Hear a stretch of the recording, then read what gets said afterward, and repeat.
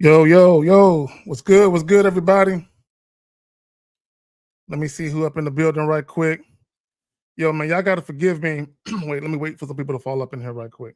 Y'all gotta forgive me, man, for the delay. It's gonna remain 12:30 today. I just had something I had to do earlier in the day. So just to make sure that I accomplished what I needed to accomplish, I had to set this for a little bit later. So I apologize for the lateness of it. But anyway, salute to Solid Scorpion. Monogamous Player was good, fam. Fat John 911, CT, AJ Leno was good. Hayes, Uncle Guns, Dukalux, the unappreciated Hooper. Is it Corey? 25. Shout out to you. Macro.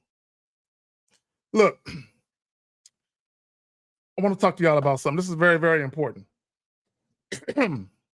Miles, let me just say this. Miles, I believe he will be here at some point this early afternoon. I'm not sure how long he'll be here. What's good, fam? What's going on? What's going on? Can you hear me okay? I got you. SSGJ was good with you. Kaysen was good with you. What up, fam? How you been, fam? Oh man, busy. Yeah, Busy all. Yeah, I just got done. I came from my partner's house. We did a live stream earlier this morning. It took me a little over. So for those of you that fuck with me on Facebook, I'm gonna post or I'm gonna share clips from that live stream that we did earlier this morning. Okay, and this is part of the reason why I'm a little bit late with this shit. But we was talking about real quick. We was talking about the Donald Trump situation. We was talking about the law that just passed in Tennessee for mandatory DNA testing, and we was talking about having children out of wedlock versus actually being married and having kids, from that. You know what I'm saying? So we was talking about all that type of shit. So I'll share that on Facebook with you motherfuckers, and I might share some on Instagram as well. So we'll see what's happening with that. But what I want to talk about today, and what we're going to talk about today, is why a woman's dating preferences should never matter to you. Now, when we think about preference, what does it mean? All it really means is that you prefer this over that, or you prefer her over there, right? Hold on real quick. That's all it really means. That's all a preference is. And I want people to understand something, and this is something that we talked about in a joint this morning that I did with my partner. We talked about the difference between standards and preferences, right? A standard is something that's unwavering. It's something that doesn't change. Okay, there's no bendability, there's no flexibility. It's not pliable. That's what a standard is. A preference is something that's wavering, something that's flexible. So when we talk about a woman's dating preferences, an example real quick would be a woman saying that, oh, I prefer to date a guy who is 6 foot plus. That's not her standard. That's her dating preference, right? It ain't no different than if a woman says, I prefer to date a guy who makes X amount of dollars a year. That's not her standard. That's a dating preference. I just want people to understand the difference. Before we get into this, man. Okay, all right, Dan. Let me go ahead and post it. Before we get into this, you got anything you want to add, fam? No, I'm here with you. Let's see. All right, cool. Give me a second. I'm gonna share a video with you guys in just a moment. Dan, there you go, Dan. I'm gonna share a video. Matter of fact, let me do something real quick. I'm gonna share a video, and there's gonna be a part of the video where the guy is talking about one of his friends. And, I'm not here to make fun of anybody because real shit be happening out here in the world. And real shit be happening to people in the dating game where people just can't take it. And they do dumb shit. So I'm gonna share this video. Hold on, let me move it. I need to make sure y'all can hear it too. And the whole point in me sharing this video with y'all, and it goes to the title, why a woman's dating preferences should never matter to you. It shouldn't matter. Women have every right to want what they want, and you as men, you have every right to want what you want. And nobody should be allowed to criticize you for it, regardless of how dumb it is, right? Because there are people who got dating preferences that are unrealistic, but you ain't got to talk to them about it. Just let them make their way. Let them make their mistakes. All right, so hold on. Let me share this shit. Where's it at? Present. All right. Okay. Okay, where is it at? Is it right here? I think it's right here. Yeah, it's right. There we go. It's right there. It's right. Let me add it to the junk. All right, so I'm gonna start playing it.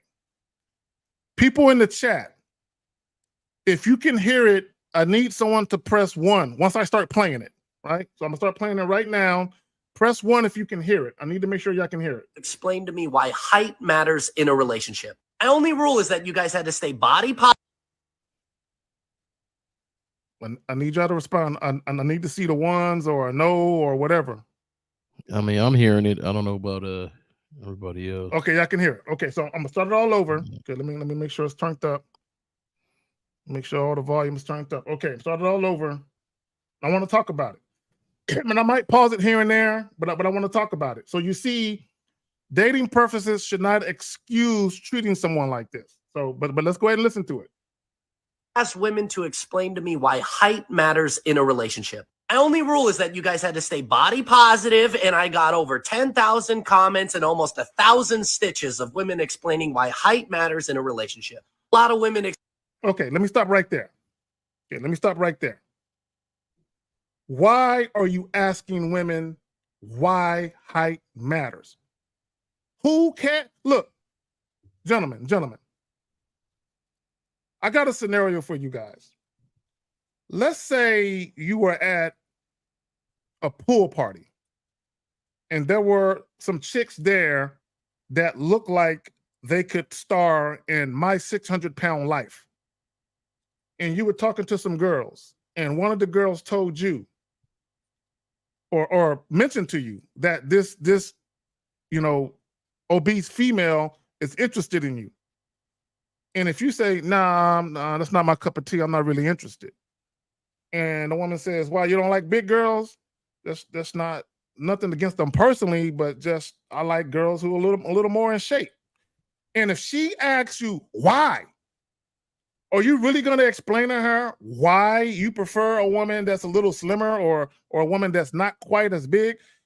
You shouldn't have to explain your dating preferences to nobody. Hey, I don't like that shit. I ain't got to explain to you why I don't like it or why I'm not into it or why I like what I like. What I like is what I like. What I don't like is what I don't like. I don't owe no explanation for that. So he's asking women why height matters. We always tell you guys, okay, not only here, but also on Real Game No Theory podcast, stop concerning yourself with what women say publicly. Everybody wants what this is what most people do. I'm gonna pass it back to you before I continue. Most people start off here. I want this type of person.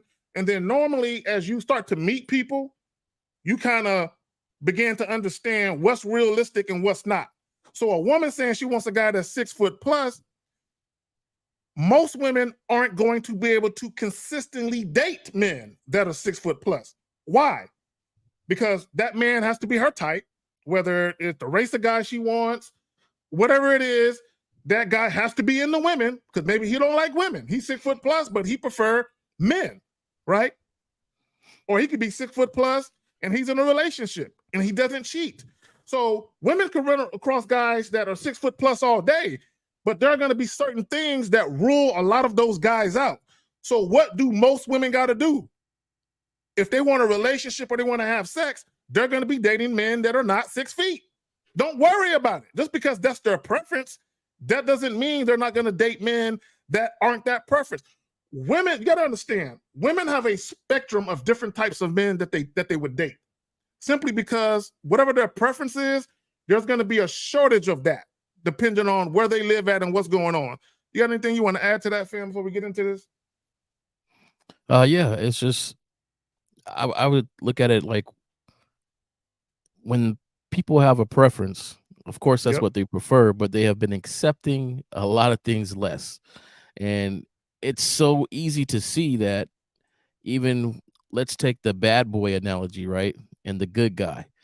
And of course, you hear ladies, they never say that, hey, they want somebody that's a bad boy that's going to mess them up, or a bad boy with this sort of attitude or anything like that.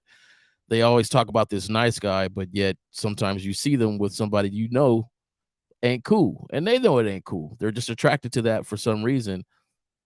To me, that was a big sign when I was younger that you could have a preference for a lot of things, but Yep. is it really what she wants at that time, at that moment? Is it society wise? Is it her group of friends? I've seen groups of friends say, oh, we like a guy like this and like that. And you'll kind of look, and all the girls like, yeah, that's what I like too. Usually Mm-hmm. when the first one talk, it kind of like everybody goes along with that one, right? Oh, I want a 6-foot guy. Yeah, me too. Me too. Me too. And I want him super rich. Yeah, me too. Me too. Me too. But really that might not be her preference. So why would I go in highlighting anything besides what I am? There you have it. All right, so let's go ahead and get to it. Let's go into it. Explain that they want a man to be taller so they can feel feminine. They want to feel protected. They want to feel security. A lot of women explain that they're taller themselves and they've been told by shorter men that they're too tall and they want a man that's bigger so they can feel more feminine. I don't want to tell this story. This is a really hard story to tell, but I feel like it's 100% necessary because it's the reason I made the video in the first place. I had this friend. He was 5'4", extremely athletic, charming, kindest guy ever, super competitive, the nicest man, extremely attractive, really good dancer, life of the party. And a year before he took his own life. Okay, stop right there. I hate when guys do this. And women are guilty of it too. Do you ever remember having a girl try to hook you up with one of her friends you never met before, and she's telling you all these so-called wonderful things about the friend? And they're like, shit, Yep. it don't matter what the fuck you think about her. It matters what I think about her. So he is talking about this guy, and it's kind of a weird way that he's doing it because it's almost like some hetero-flexible shit. But he's talking about this guy singing his praises that he's so wonderful. But you're looking at him from a heterosexual, I'm assuming he's heterosexual. I don't know. But you're looking at him from a heterosexual male's perspective. You're not sexually attracted to this man. If you are a heterosexual man singing your friends praises like this, because you are not sexually attracted to him, there is no way you can feel what a woman feels when she interacts with this guy. So it's kind of like that whole Michael B. Jordan thing when Lori Harvey, I guess they one of them dumped each other. But I remember guys, they were naming all his accolades, that he was rich, that he was this, he was that. And they was naming all of this shit. And I'm like, well, damn, bro. You sound like you want to date him. I want to be. Yeah, you sound like you would want to date him if he was a female. You're naming all of these things about him. But I remember there was a comment from one young woman under a video. She says, all those things are true, but he doesn't have an edge to him. This is what this young lady observed. He doesn't have an edge to him. Now, she was talking about her perspective. The problem with guys, stop looking at attraction as a heterosexual man when it comes to other men. You're not a woman, so you have no idea how this woman feels when she's interacting with that same guy that you think is so fucking wonderful. You got anything you want to add before we continue? No, I'll be honest with you, man. This is a pretty hard subject for me because I don't care about their preference at all. And I don't see how any guy that really defines himself is going to care about anybody's preference. Because when you know yourself and you're comfortable with that, it don't matter. If you into me, you into me. If not, then kick rocks. Like, it's just, this is one of these issues where you see a lot of guys spend a lot of time trying to mold themselves, particularly, you got guys trying to what's that surgery they got now? They got a surgery now where they cut your tibia, fibia, or something like that, and lengthen yourself up, and this one guy did that to for be like 60, taller, 80 and all this other stuff.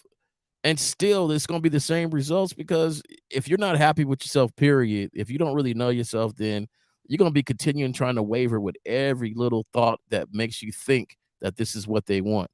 And as soon as you get to the point where you're like, yeah, I know myself, You know, I'm sorry, Mhm. miss. You know, your attitude, the way I am, we just ain't gonna rock together. That is where it's at. So, There you have it. you know, I'm trying to get in the light of somebody that actually cares about a preference No, and to you, comment on it. But man, bro, you know, you this is one of these things where, fellas, why do we make problems for ourselves? Why do we sit and you know, wonder I'm about something that glad you you can't said that. control when I'd rather we control? Let's To me, a problem is something that I can control, that I need to fix. Her preference ain't a problem for me. Not one problem. So anyway, go ahead, man. I can go on a tangent on that, but Okay, hold on real quick. All right. No, I just want to say this. A lot of men, they are catalysts for their own limitations. Meaning they'll hear a woman say what she prefers in a man. And if they don't meet that criteria, they feel like their whole world is crumbled. I don't, that one criteria that you don't meet, and it's usually a criteria that they can't change, such as height. and the crazy thing Or is, yeah. different things like that starts that hater personality, because as soon as you see her with somebody that's not what she said she was, now you're wondering. Now you're hating No, a little bit. What do you mean? He ain't even tall. I thought you said you like tall people. Why are you wondering about what she's with, what she's doing? it doesn't, You it does, know, yeah.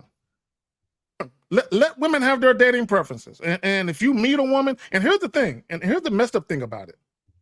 Because guys are so caught up in what women say online, specifically online, not to say that women don't say it publicly, but particularly online, when they get rejected, they automatically think it's that thing.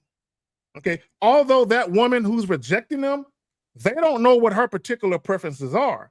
But because they heard so many other women say, oh, I prefer a guy that got this or that or whatever, because they don't have this, that, or whatever, when they get rejected, they automatically assume it's because of that. And here's the problem. Here's the detriment in thinking that.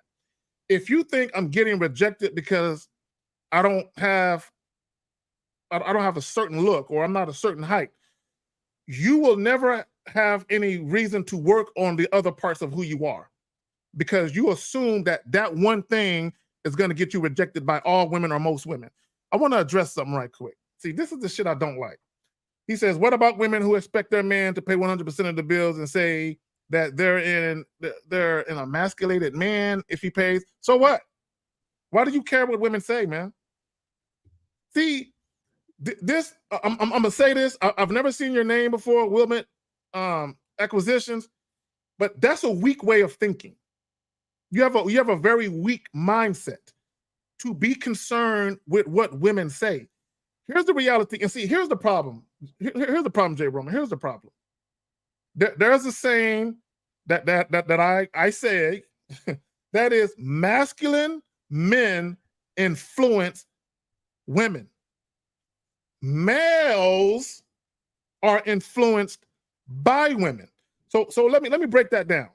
When you are a masculine man, you're not worried about what women say they want or don't want. You understand who the fuck you are. And you know when you deal with women, you're going to be influencing most of the women you encounter.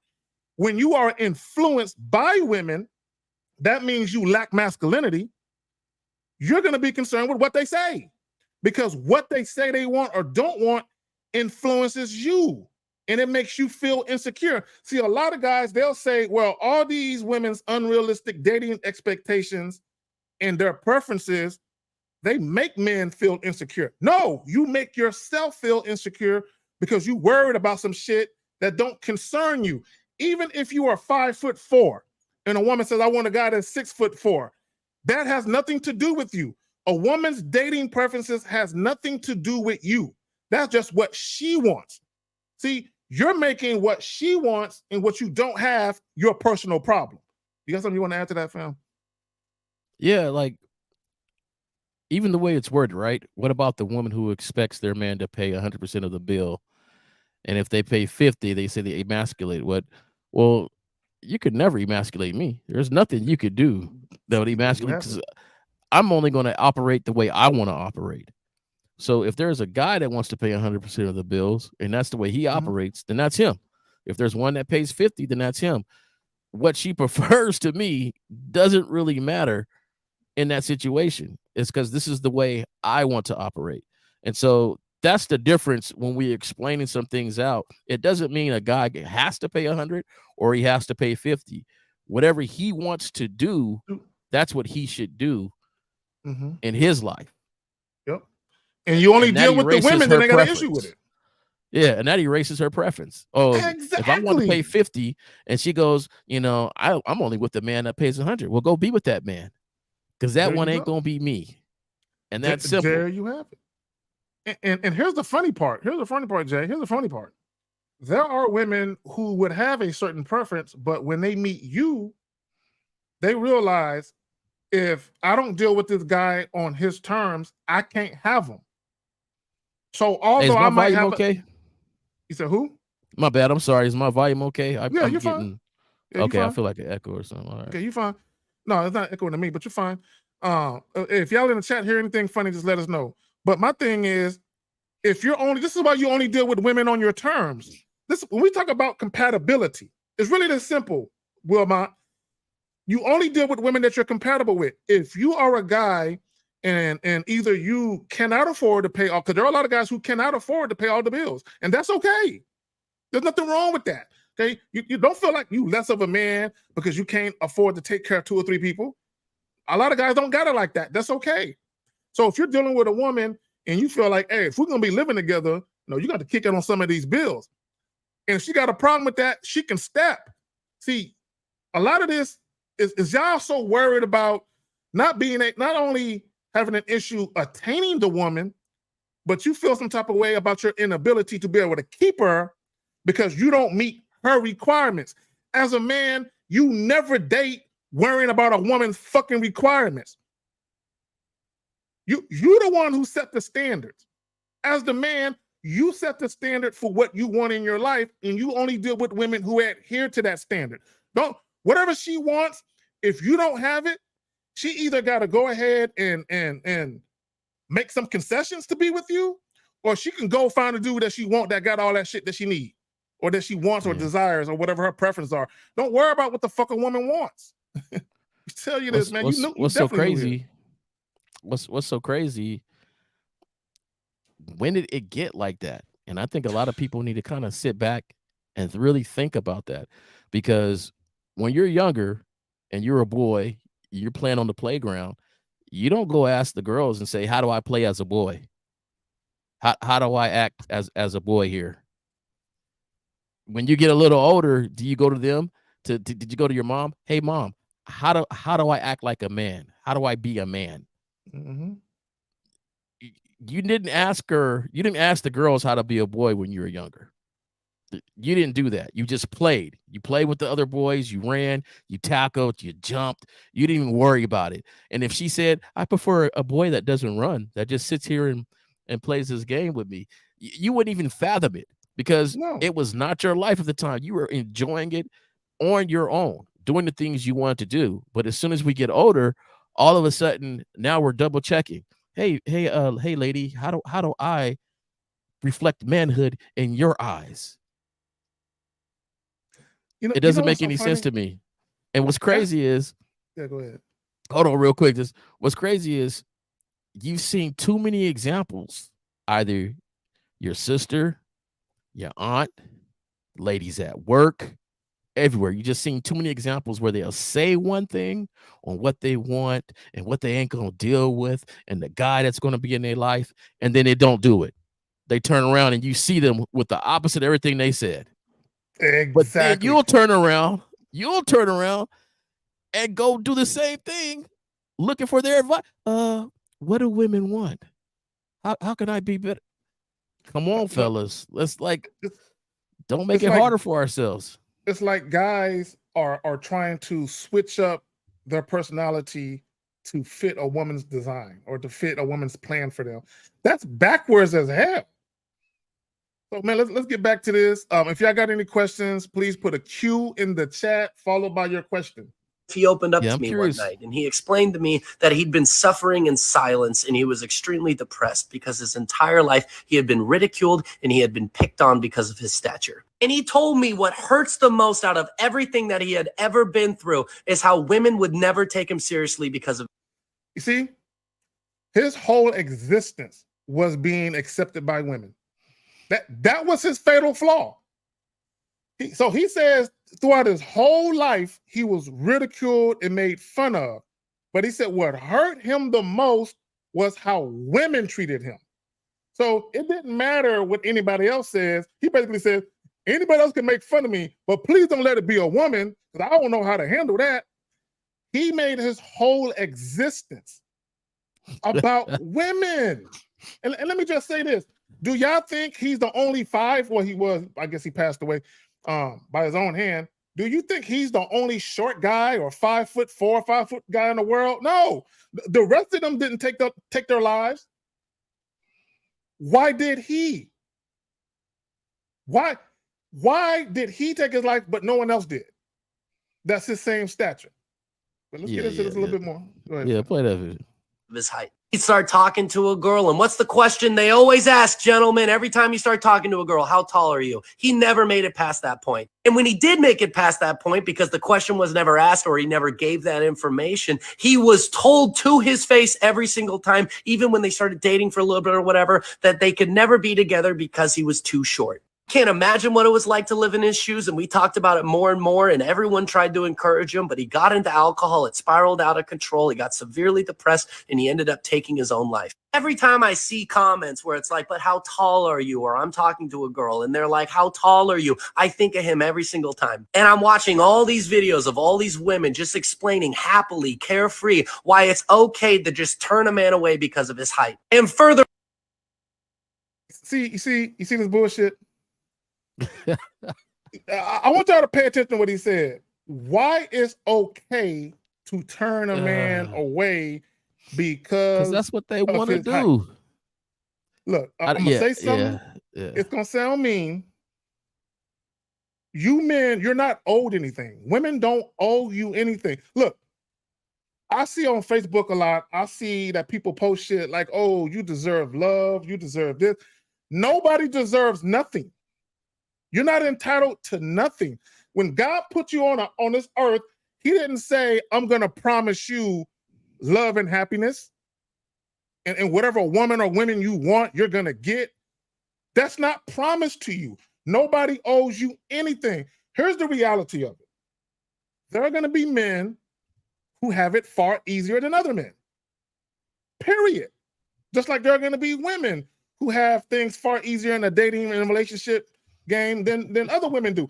It's the way it is. It is what it is. See, he is making it like his personal vendetta because his friend deleted himself, but before that he became a drunk and an alcoholic or whatever. He's taking it personal. Excuse me, that women don't want to date guys or say, because here's the thing, they say they prefer a taller man. And he says, why is it okay for you to turn a man away because of his height? Here's the reality of it. Okay, and I'm gonna say this. I'm gonna pass it back to you, Jay Roman.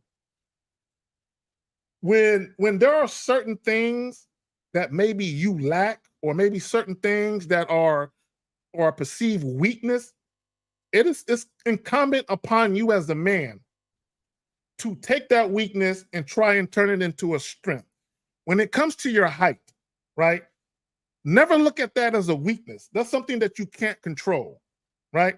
What you can do is you can elevate every other aspect and characteristic of who you are to such an extent that those things are so much of a strength that your height is not much of a focal point as it was before. Okay, this is what I mean by that. If y'all think about blind people, when blind people go blind, all their other senses are heightened. Right? Okay, you have people, for instance, they have no arms, but yet they're driving fucking cars with their feet and shit. They're fucking eating with their feet. They're doing paintings with their feet. So they have something that they can't control. They have a disability, but they say, you know what? I'm going to utilize everything else about me and make that so much of a strength that this liability or disability or this thing I can't control isn't hindering me. When you allow something that you can't control hinder you, that's your fault. This is why I said earlier, you are a catalyst for your own limitations. God, whatever genes you have, that's what you have. There are certain things you just cannot change about who you are, as far as like your height and all that other shit, unless you get surgery or whatever, which is goofy. But you can change how you interact with people. You can change your mindset. You can actually learn how to speak to women, right? You can conduct yourself in a certain way. Because when you talk about attraction isn't simply just on the physical. Being an attractive person, whether you're a man or a woman, but we're talking about you men, being an attractive man to a woman is deeper than just your looks. Your personality, how you behave, how you speak, how you talk, that's part of what attracts women to you as well. Bam, you got it.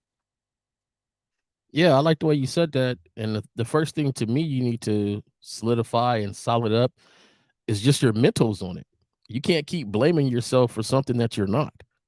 So, like you were saying, well, you got to hyphen up these other areas of yourself. Well, how about we start with the mental of it? I can't change that. I'm 5'4".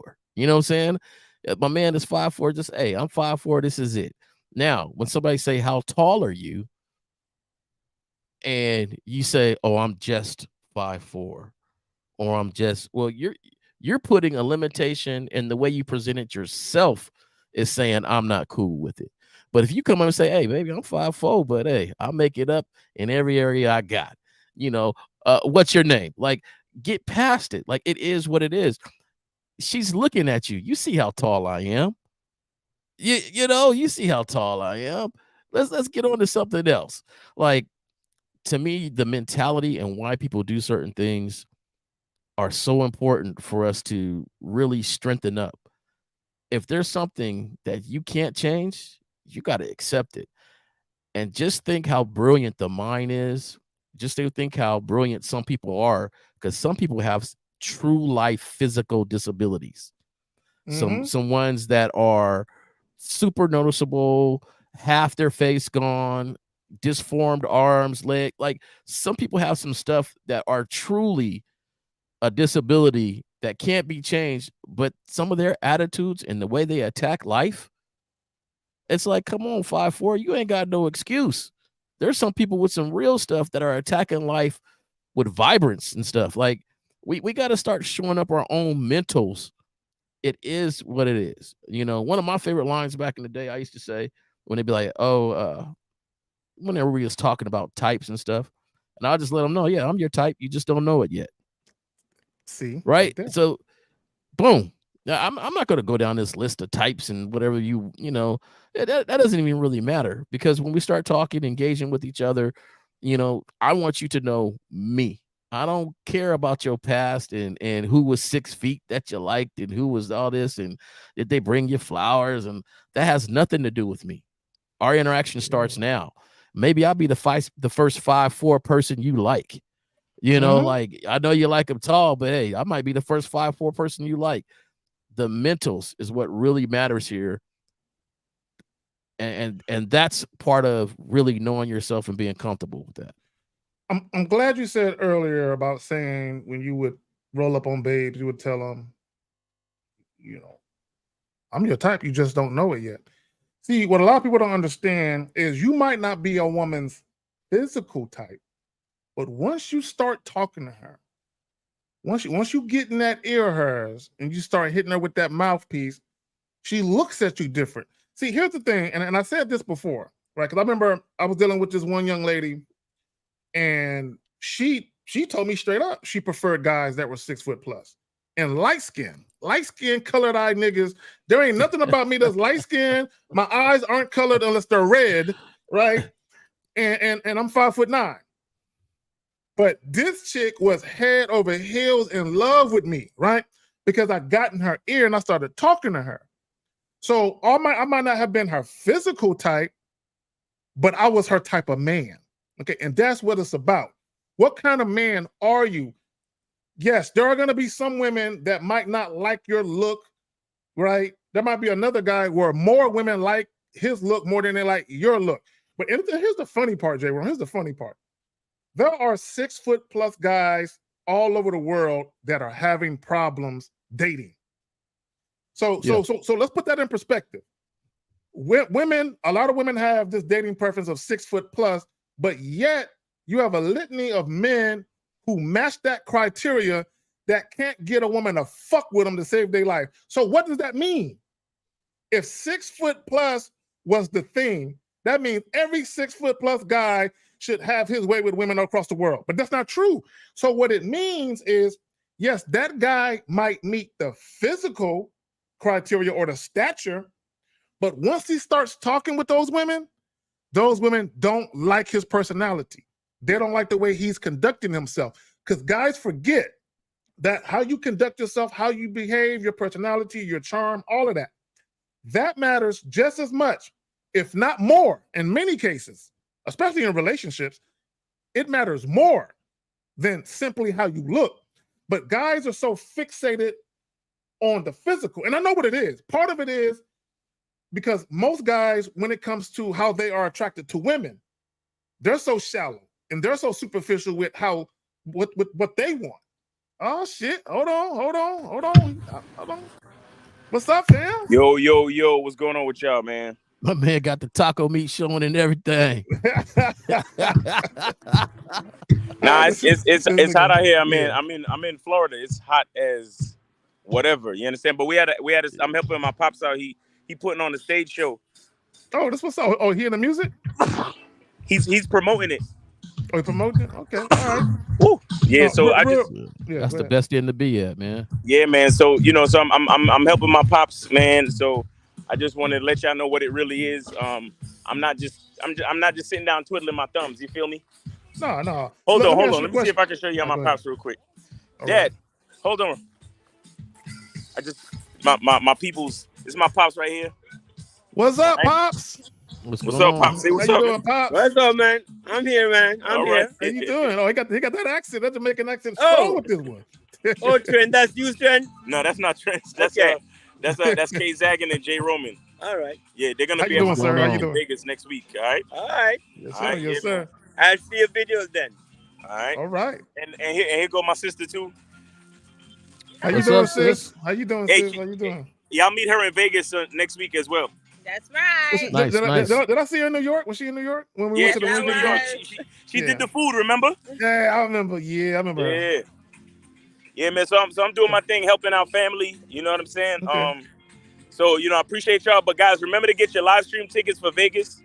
And live stream tickets we gonna stop selling them this week. So make sure y'all don't wait too long to get your live stream tickets. All right. And guys, I'll see you guys in Vegas in a minute. And don't forget to subscribe to the Return of Manhood, K-Zaggins' new channel. Don't forget, guys, go ahead and subscribe. Hit that notification bell so y'all can get all notifications, man. We can't keep a good man down. Let's keep it moving. On to the next. No matter what they try to do, on to the next. All right, fellas? There we go. All right, so appreciate y'all. I'm about to get back to work. Y'all take it easy. All right, Miles. Be safe out there. Peace, y'all. Peace. All right. So Miles came through with the cameo. So let's get back to the task at hand. Why a woman's dating preferences should never matter to you. And I'm gonna tell you why they don't matter.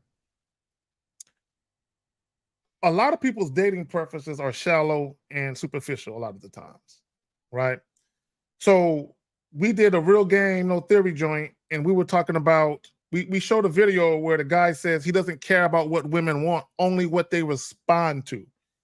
And let me tell you what happens in dating.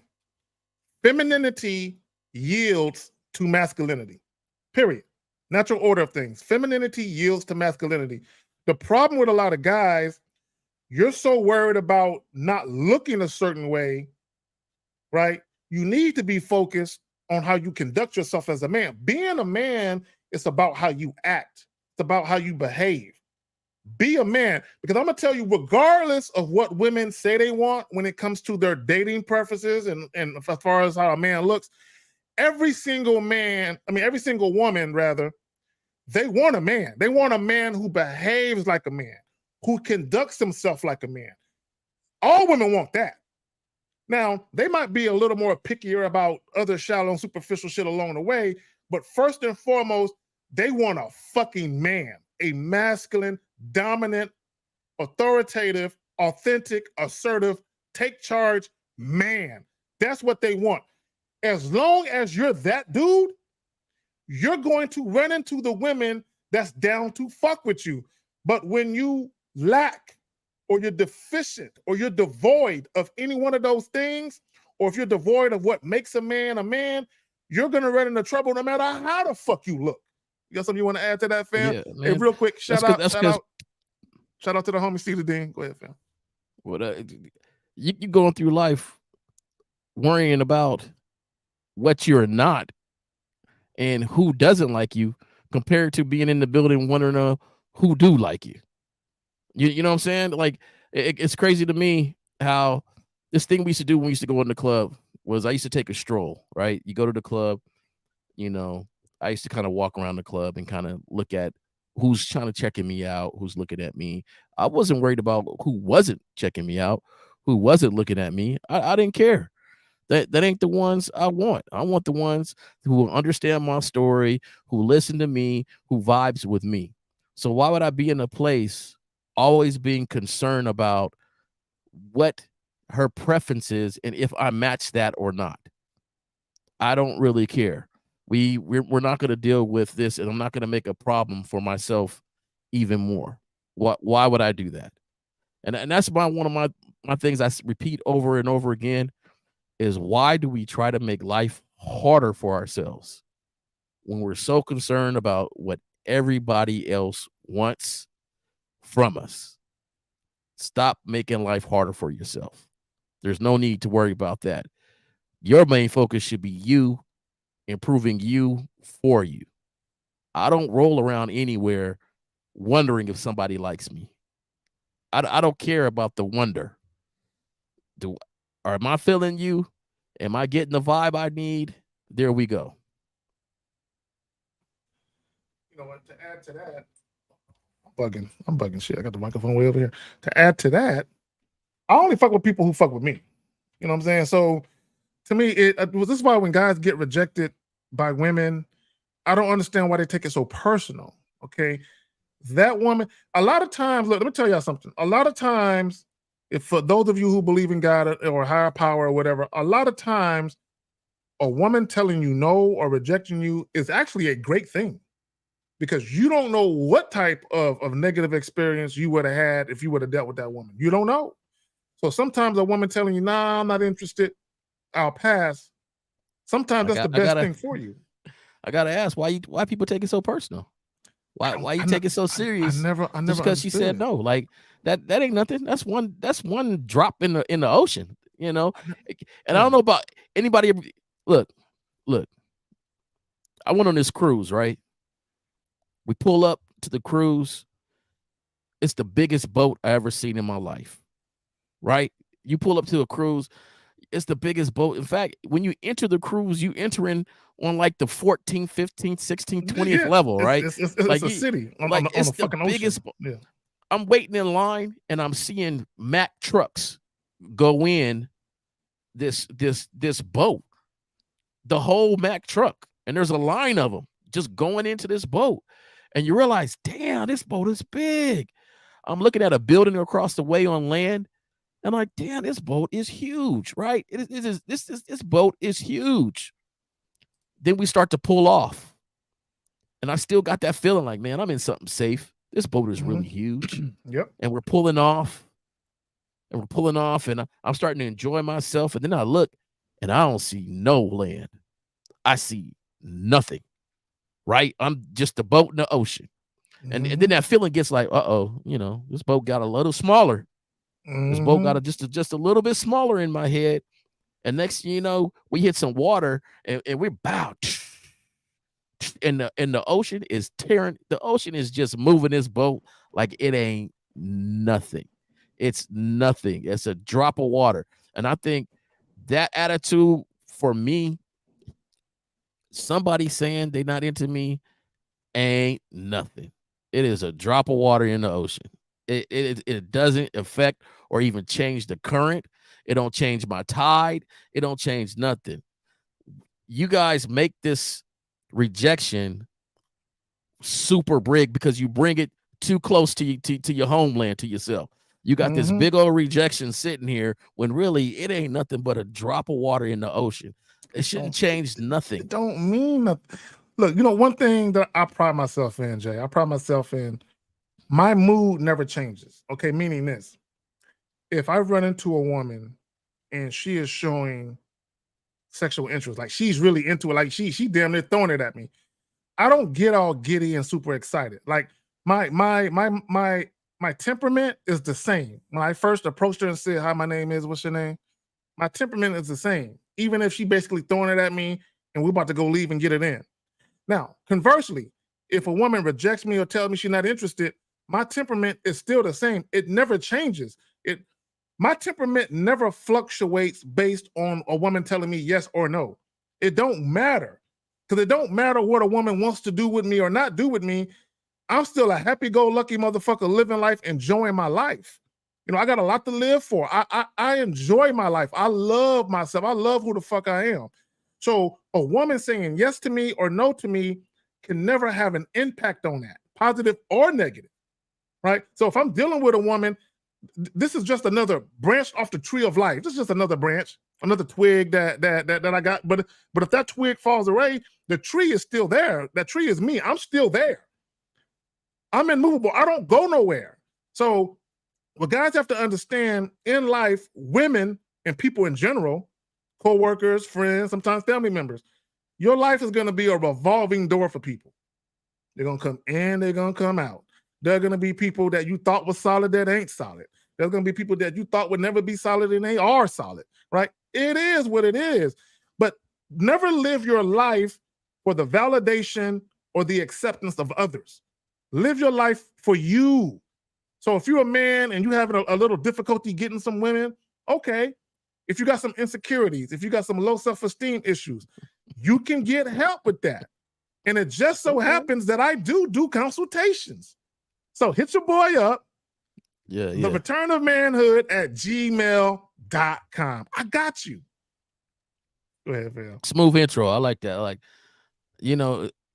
What's so funny is when you're talking, when you get to the point where you're really about yourself, meeting a woman and interacting, that ain't nothing but a distraction.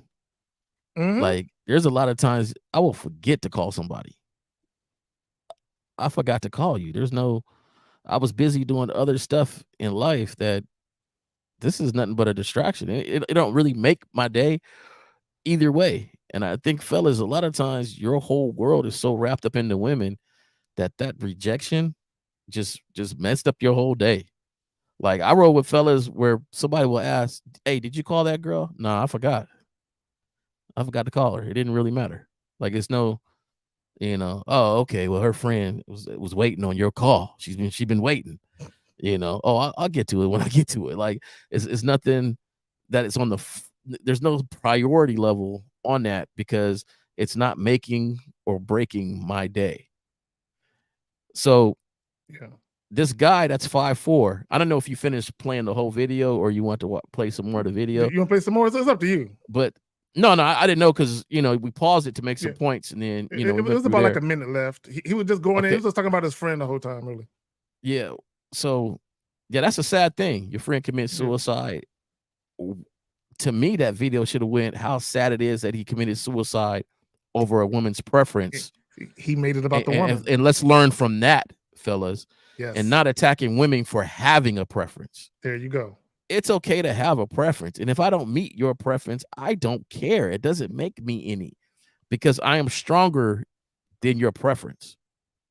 And I think we keep going back to attitudes and the mentality, and just like your show that is now Welcome Back to Manhood, or say it again, The Return of Manhood. The Return of Manhood.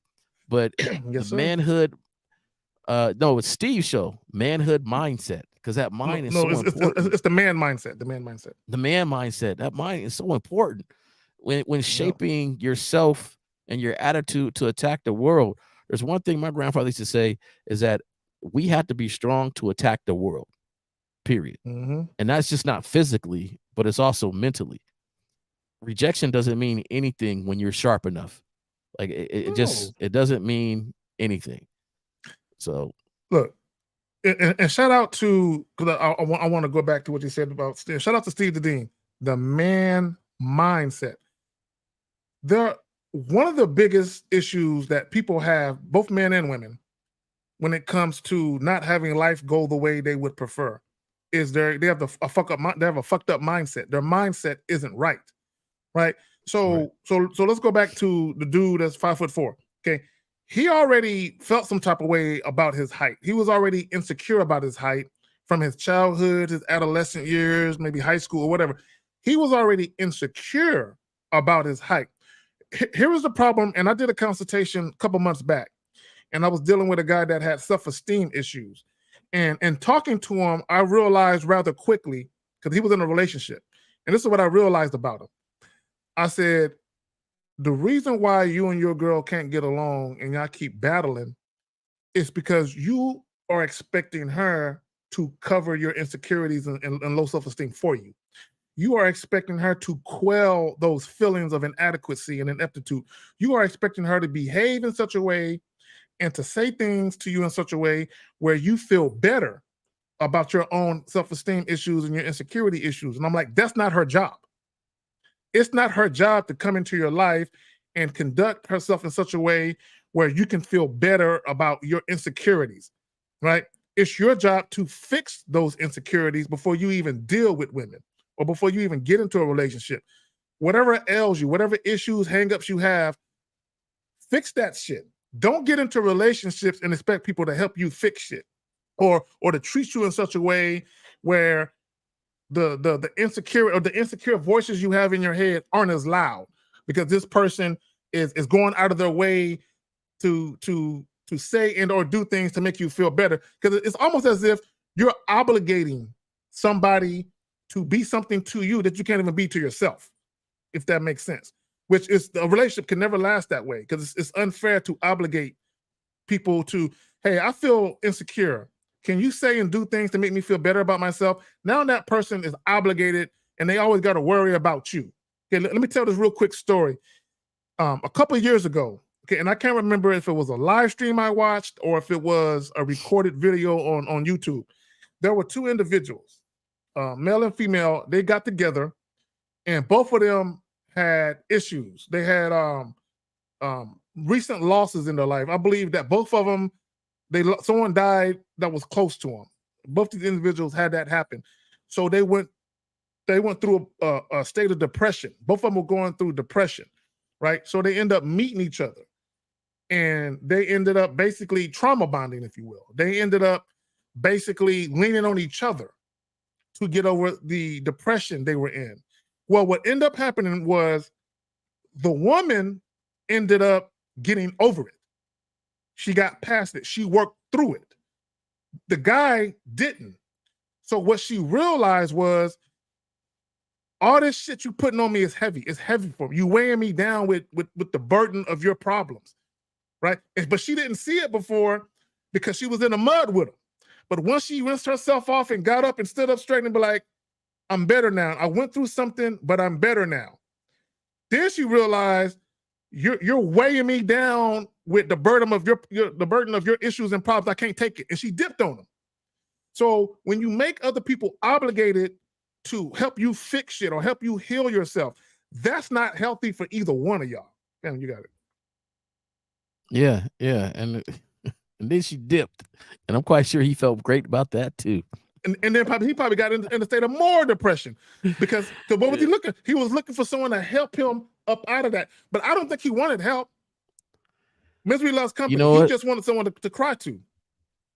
I'm a just plug, you guys on this, Steve the Dean, 50, Zag, Miles, Lucario. Yeah.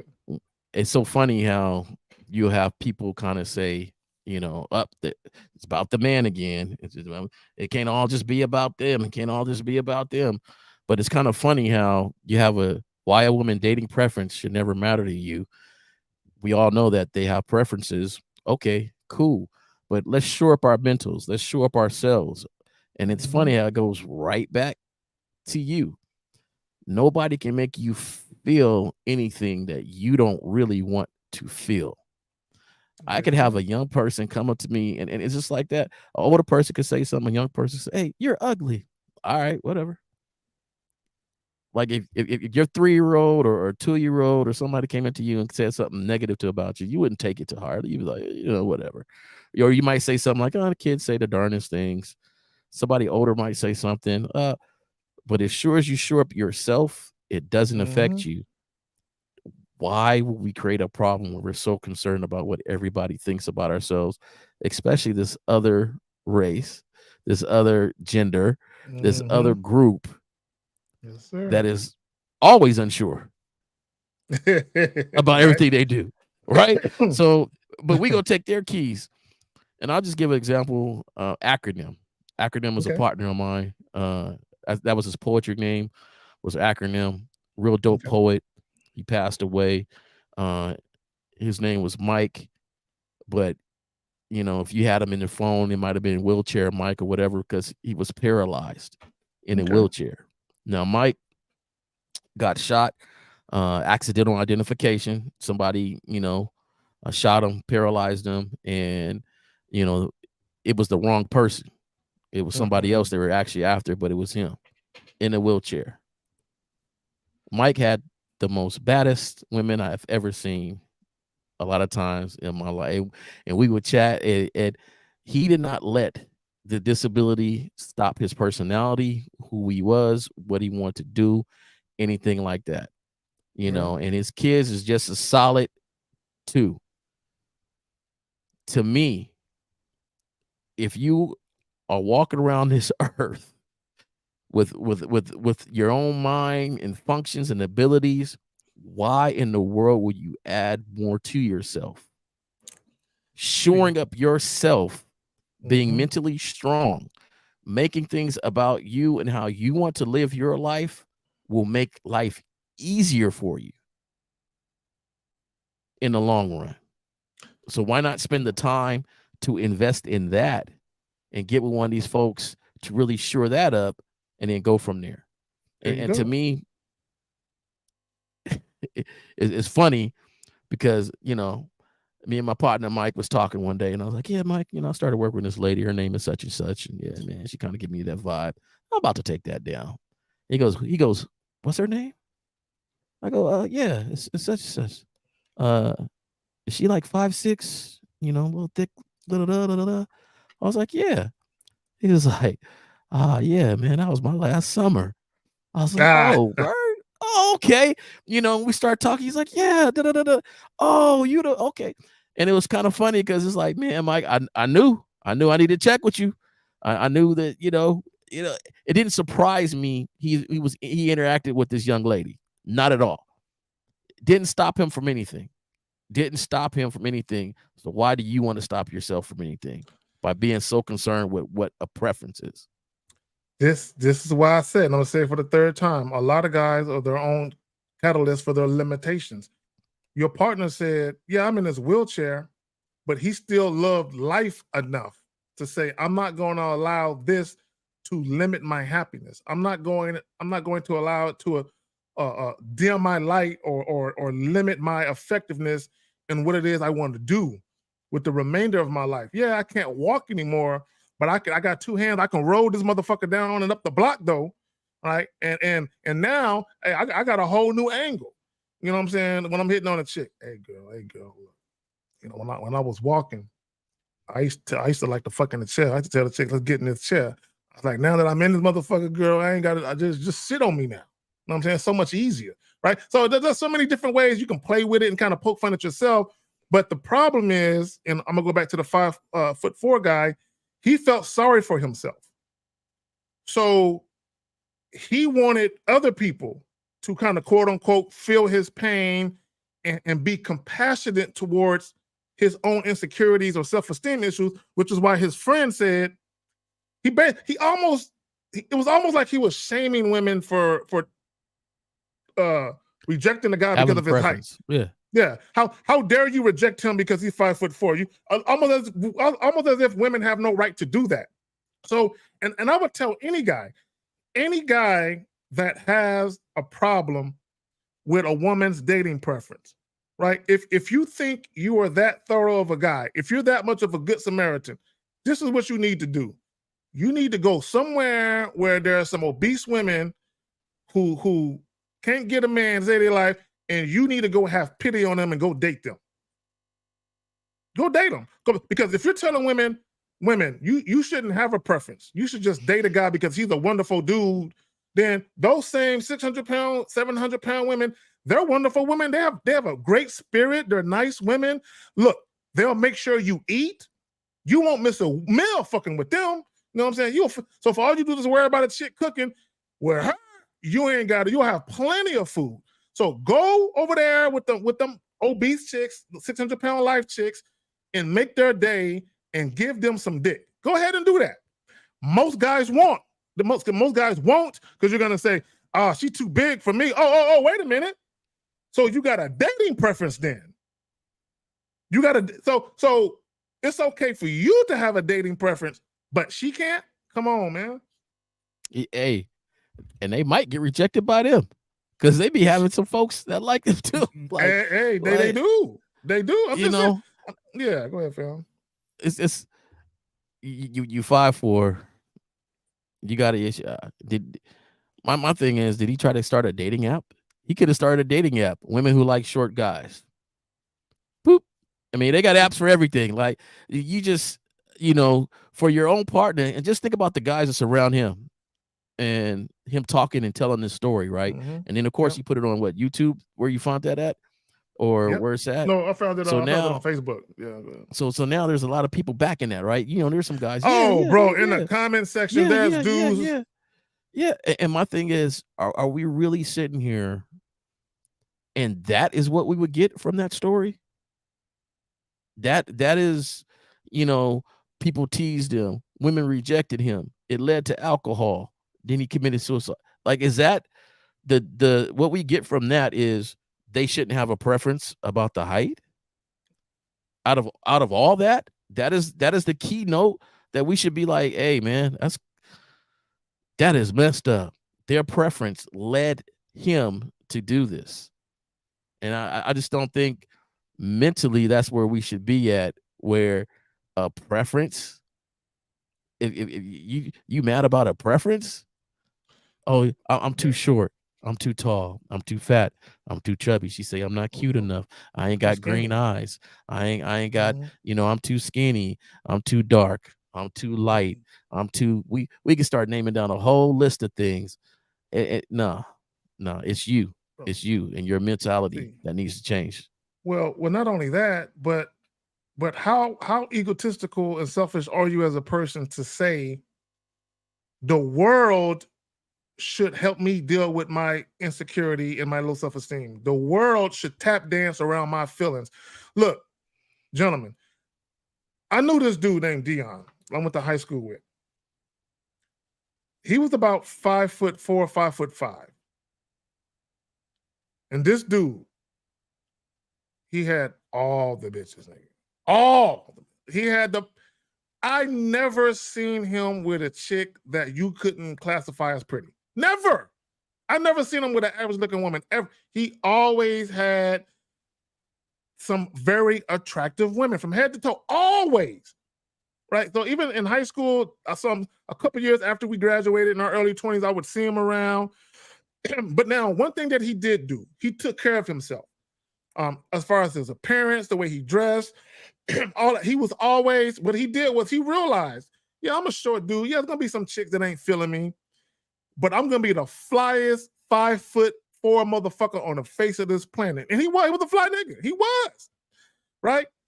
And now, if he would have been 6'4", he might have got more bitches. But he said, I got enough bitches, though. I'm cool. I'm getting things popping how I want it to go. I'm cool with how I'm moving. Again, I've never seen that dude with a busted chick. Ever, right? And he was a short dude. Now, this is what I will say for guys who are worried about their height. Why don't you work on your stature? Because the last thing you want to be is a 5'4" scrawny dude. Okay, pick a struggle, nigga. So, because here's the thing. Here's the reality of it. Okay, I'll put it another way. If you are a dude and you have bad skin, like it's genetics, you just have bad skin, and there's damn near nothing you really can do about it. You have to figure out a way to compensate other areas of who you are to overcome that, right? You have to. If you have something that's getting in the way and you understand, because what he should have realized, Jay Roman, is when he was in middle school, high school, damn, these shits really ain't fucking with me. Okay, all right. Now, let me go ahead and do things that are within my control to basically work on myself and put myself in position to have more favorable outcomes. But that's not what he did, though. Now, the dude said he could dance good. He was athletic. Okay, cool. All those things are good. Here is the problem, though. And this is what a lot of guys don't understand. And I'm going to go back to the consultation that I did where the guy had insecurity issues and low self-esteem issues. He was destroying his relationship from within because of his insecurities and his low self-esteem. So the 5'4" guy, how much you want to bet when he interacted with women? I bet you he probably would whine and cry. When people are insecure or they got low self-esteem, you can hear it in their conversation. Okay, you can feel it when you interact. You can feel that they're unsettled, that they're not very self-assured. You can feel it. And because the guy said this, he started off saying women never dealt with him. Then he said, well, women did deal with him. So he was getting women. They just didn't stick around. And then he said this. They said, well, because of your height. No. They were dealing with him. See, a lot of people don't understand. A lot of times when women don't want to deal with you, you automatically assume it's because of that thing that you're insecure about. Yeah. Because see, here's the thing. I want people to pay attention to something. See, he said, my friend told me that the women didn't want to deal with him because of his height. Although the women were having sex with him, they would date him, but ultimately they wouldn't, quote unquote, take him serious because of his height. He just assumed that. What it probably was in most cases was his low self-esteem, lack of confidence, and all that. That probably drove the women away, but because the women left, he just automatically assumed it was his height. Because here's the thing, if women are willing to deal with you, and especially if they're genuinely attracted to you, and whatever hang up you got, they're still dealing with you in spite of that. If they leave and you automatically assume it's because of that thing, that's on you. And I think that's what he did. I think he allowed his friend to dupe him into believing that no woman, whatever woman he was dealing with, every woman never wanted him because of his height. No, I refuse to believe that the women who was actually willing to date him, but ultimately left him alone, was because of his height. It was because of you. There was something about your personality or something about your lack of confidence or something about you whining about your insecurities where they just couldn't take it and they left. But guys don't want to admit that they're the problem. Look, let me tell y'all something, gentlemen. Let's say for the sake of argument, you've had 5 girlfriends in your life. 5. And a relationship never lasted more than a year. And all 5 times, the women left you. It ain't the women, it's you. But go ahead, man. It's you. Yeah, well, but you got to look at yourself, though. You got to look at yourself, and you really got to start examining and doing some work. And I think it's easier to point fingers instead of for some people to really look at themselves and say, hey, I need to improve this about myself. I just think about the opportunities that he missed because of the insecurity that he had in his own head. I'll never forget, I think it's like 6th grade or something like that. You know how they have the yearbooks and stuff like that coming out, and they had the little small yearbook, and we had people sign the yearbook. And I was kind of shocked because I look at the yearbook, and one of the girls that was supposed to be like the cutest, one of the cute girls, and I think she was kind of tall, light skinned, little freckles and shit. I really liked her. I was like, okay, she cool. Anyway, she wrote in my little thing, her number on there and was like, call me. Okay, there you go. And it kind of took me back because I'm looking at it and I was like, well, shit, you was feeling me, like, I didn't know you was feeling me like that. And the thing is, it's like when the world is going to put enough governors on you or enough negative stuff on you, why do we have to add it to ourselves? So I added it to myself. It wasn't that she said anything rude to me. It wasn't that she just, she was, she one of the prettiest girls in the school. So she must like one of the hottest dudes in the school or one of the, and I'm like, sure, I ain't no more stressed now. I'm not, I'm just me. Like, I don't look at myself like that. So sometimes we put stuff on ourselves that don't really be the governor. It don't really be what's holding us back. That's what we just put on ourselves. And yeah, go ahead, Phil. Which is to the point that you made that if I didn't, I could have talked to her a long time ago. I didn't have to wait for school to be over. And the summertime, I could have said what's up to her a long time ago, And the crazy thing about it was she didn't even have my yearbook. She went out to get the yearbook to sign it and write it on there. Cause you give it to somebody and, in the class, this is when sixth grade, they got like the one class. So you got to wait till recess to get it back. And she was in different. So I gave it to somebody else in that class and then got it back. And I'm sitting here like, oh, okay. Look at that. Bro. One thing I learned and taking it back to high school, for 2 straight years towards like right around up to the last day of school, chicks that I thought was cute that I never hollered at, not because I was afraid, I just didn't holler at them. They was coming up to me on the last day of school, bro. Basically letting me know what you doing during the summer. Basically like kind of like your situation. And I'm looking at her like, I never knew. That chick was checking me out. I never fucking knew that shit. It blew my mind because I had classes with some of these chicks and they never looked at me or said anything to me out the way that would make me think. But sure enough, I remember one time, the very last day of school, a chick came up to me and she said, I got something to confess to you. And I'm like, she was like, I used to always want you. And I'm like, the last day of school, chick, you gonna tell me this is the last day of school? But I ended up fucking her that day. But it don't matter. That's irrelevant. But my point is sometimes it be like that because sometimes when women want you and they realize like go back to school. When you're in school, you feel like you got all the time in the world. Maybe the guy will approach me at some point. But when you realize the window of me getting what I want from this dude or getting with this dude is starting to slip, let me go ahead and put my bid in, which is what the shorty did with you and the chick did with me the last day of school, when she basically told me, and then I went to my partner's house and then we did what we did. But my point is, gentlemen, okay, let's get back to this. I want guys to understand something. Okay, why a woman's dating preferences should never matter to you. In fact, it should be comical. You should laugh at it. You really should. It should make you laugh. It should make you laugh. And the reason why it should make you laugh is because if you pay attention to social media, social media, it to an extent is still very informative, and there's a lot of entertainment on social media.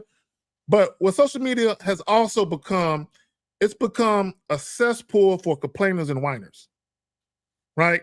So one of the things, if you want to do a viral video, do an interview with a chick asking her what she wants in a man.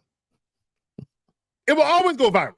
Do an interview with a woman asking her what she prefers in a man, asking her about penis size, height, whether or not he's muscular, girl, how much money do a guy got to make to get with you? All those videos go viral. Why? Because guys are so triggered by the responses that women give. They're so triggered. I want guys to understand something. When women are being asked things publicly, a lot of times they can't be honest and say, look, I'm not all that picky. Because then every fucking guy gonna hit on them and shit. You know what I'm saying? So they gotta throw shit out there to say, there's gonna be guys who see me on this video and they might think, I'm attractive. Matter of fact, I just thought about something. Do you know when guys really get pissed? When attractive women are saying that shit. When unattractive women are saying their preferences, they just laugh at her and make fun of her. Girl, please, you can't get that shit. Yeah. And they just blow it off. But when it's an attractive woman that states her dating preferences, I noticed that's when guys really get upset. Because in their minds, they believe, damn, I'm never going to be able to get me an attractive woman because all of them think like this, which is not true. Fam, you got something you want to add to that, brother? Yeah, and then I'm gonna kind of stick to the example. I like tall women, right? I'm 6 feet tall, but I done dated some 6'2", 6'3", 6'4" women. You know, some tall modelist type women and stuff. And but I dated this one that we was going out, and she wouldn't wear heels around me. And I'm like, what's up? What's up the heel game? Like, you know, what's up the heel game? She's like, oh, the last dude I dated didn't like me to wear heels because I was really taller than him. And I was like, nah, slap them heels on. You know, like you're looking gorgeous. Like slap them heels on. But it became such an issue that she would always mention the height for her. Not that I was too short for her, but worrying about if she was too tall for me. Like, you know, is it okay if I do this because, you know, don't like the legs, and, you know, my ex dude didn't like that, you know, where I wore this because it made my legs look longer, or like it was always something. And I'm like, look, just be you. Like I ain't complaining not one bit about why are you sitting here wondering if you feel like I'm going to complain about something. Like, you know, and I remember this one outfit she came out and it was some flats on.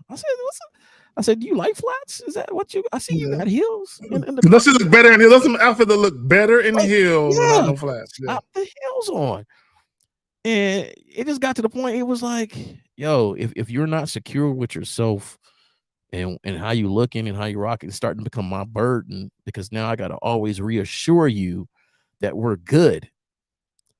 And I think some guys on the reverse is that you will have defeated, like maybe this dude was dating some girl, the 5'4" guy, but he kept bringing up the height. Mm-hmm. He kept bringing up, you know, this, or should he buy this shoe that makes him a little bit taller? Or should he does this that makes him a little this or that? And that could be so annoying where it's like, yo, I can't date you. Bro. It's not because you're 5'4", it's because you're not comfortable with you being 5'4". Bro, you want to know what was so fucked up? I was listening to the story.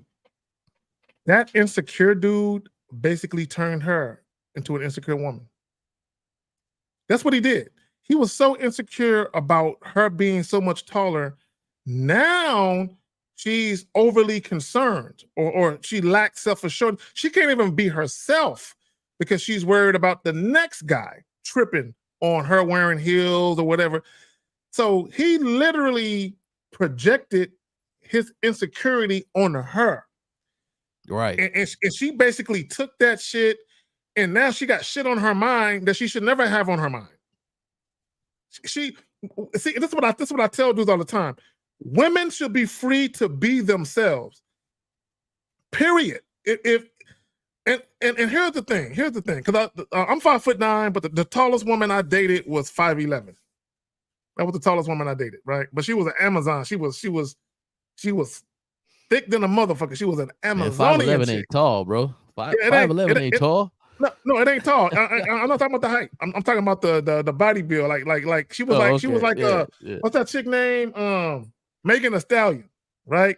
Okay. Right? So I'm not saying I'm saying she's taller than me. I'm not saying she's tall, but 2 inches really ain't that big of a deal, right? But well, if you're talking about height, but if you're talking about something else, for women, 2 inches is a big deal, right? But for height, it ain't that big of a deal.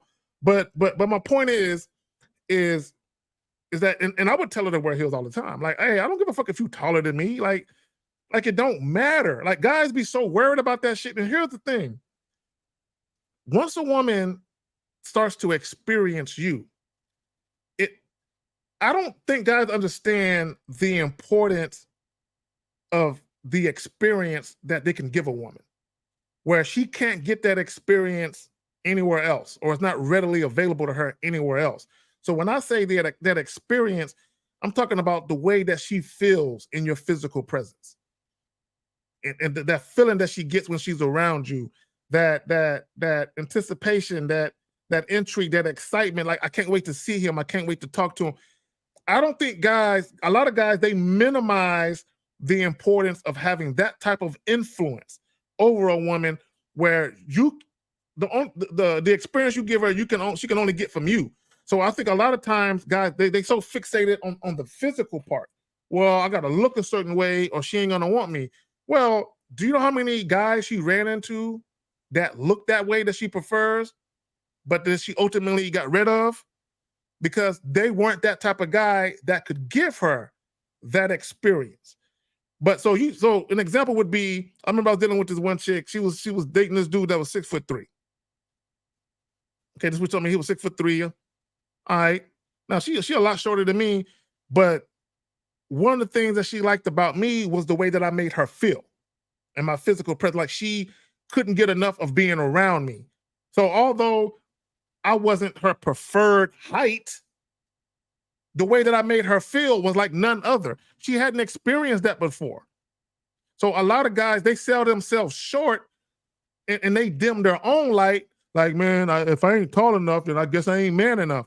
It's like, bro, introduce her to who you are. Show her who you are. Be confident enough in who you are and how you represent yourself that you're going to come into contact with women that appreciate who the fuck you are. Real quick, gentlemen, y'all can see we ain't taking calls today. If you got a question, put a Q in the chat. We're about to wrap this up. Put a Q in the chat. Ask your questions. Myself and Jay Roman will get to them, but ask them before we bounce. Go ahead, fam. You got Yeah. In fact, we should get to some of these comments and questions, especially since we don't have the phone lines open where they can't call. But yeah, like if there's a comment in here. I like, it's John H. He says, if she don't like the way you like you, have no chance. Yeah. And if she don't like the way you like, that's exactly, if you don't like yourself, there ain't no way you're gonna get somebody else to like you. But why are you worried about having? See, here's the problem. Okay, here's the problem. See, guys are so fixated on trying to win the woman over, or they're trying to win the affection of the woman. Because he said, if she don't like the way you like you, have no chance. So what? I'm taking it that he's saying that if you don't like you, there's no way you're gonna get somebody else to like you. Okay, if she don't like the way you like you, have no chance. Okay, like, you ain't got no chance with somebody if you don't even like yourself. Okay, that's how I'm taking it. But you can take it, Well, I'm reading it completely different. I think maybe he needs to reword that. But yeah, but if you don't like you, to your point, if you don't like you, who else gonna like you? Right.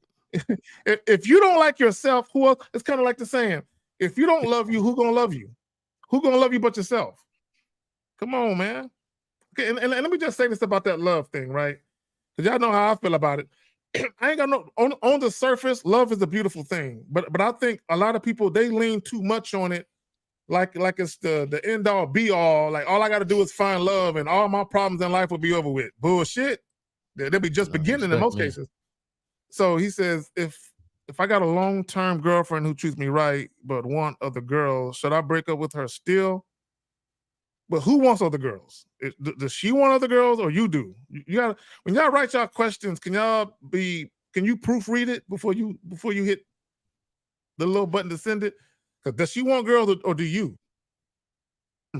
Because if you want other girls, I'm assuming, why did you not mention? Why didn't you not tell her that from the very beginning? Why did you get into see? Let me just say this about you niggas, about you dudes.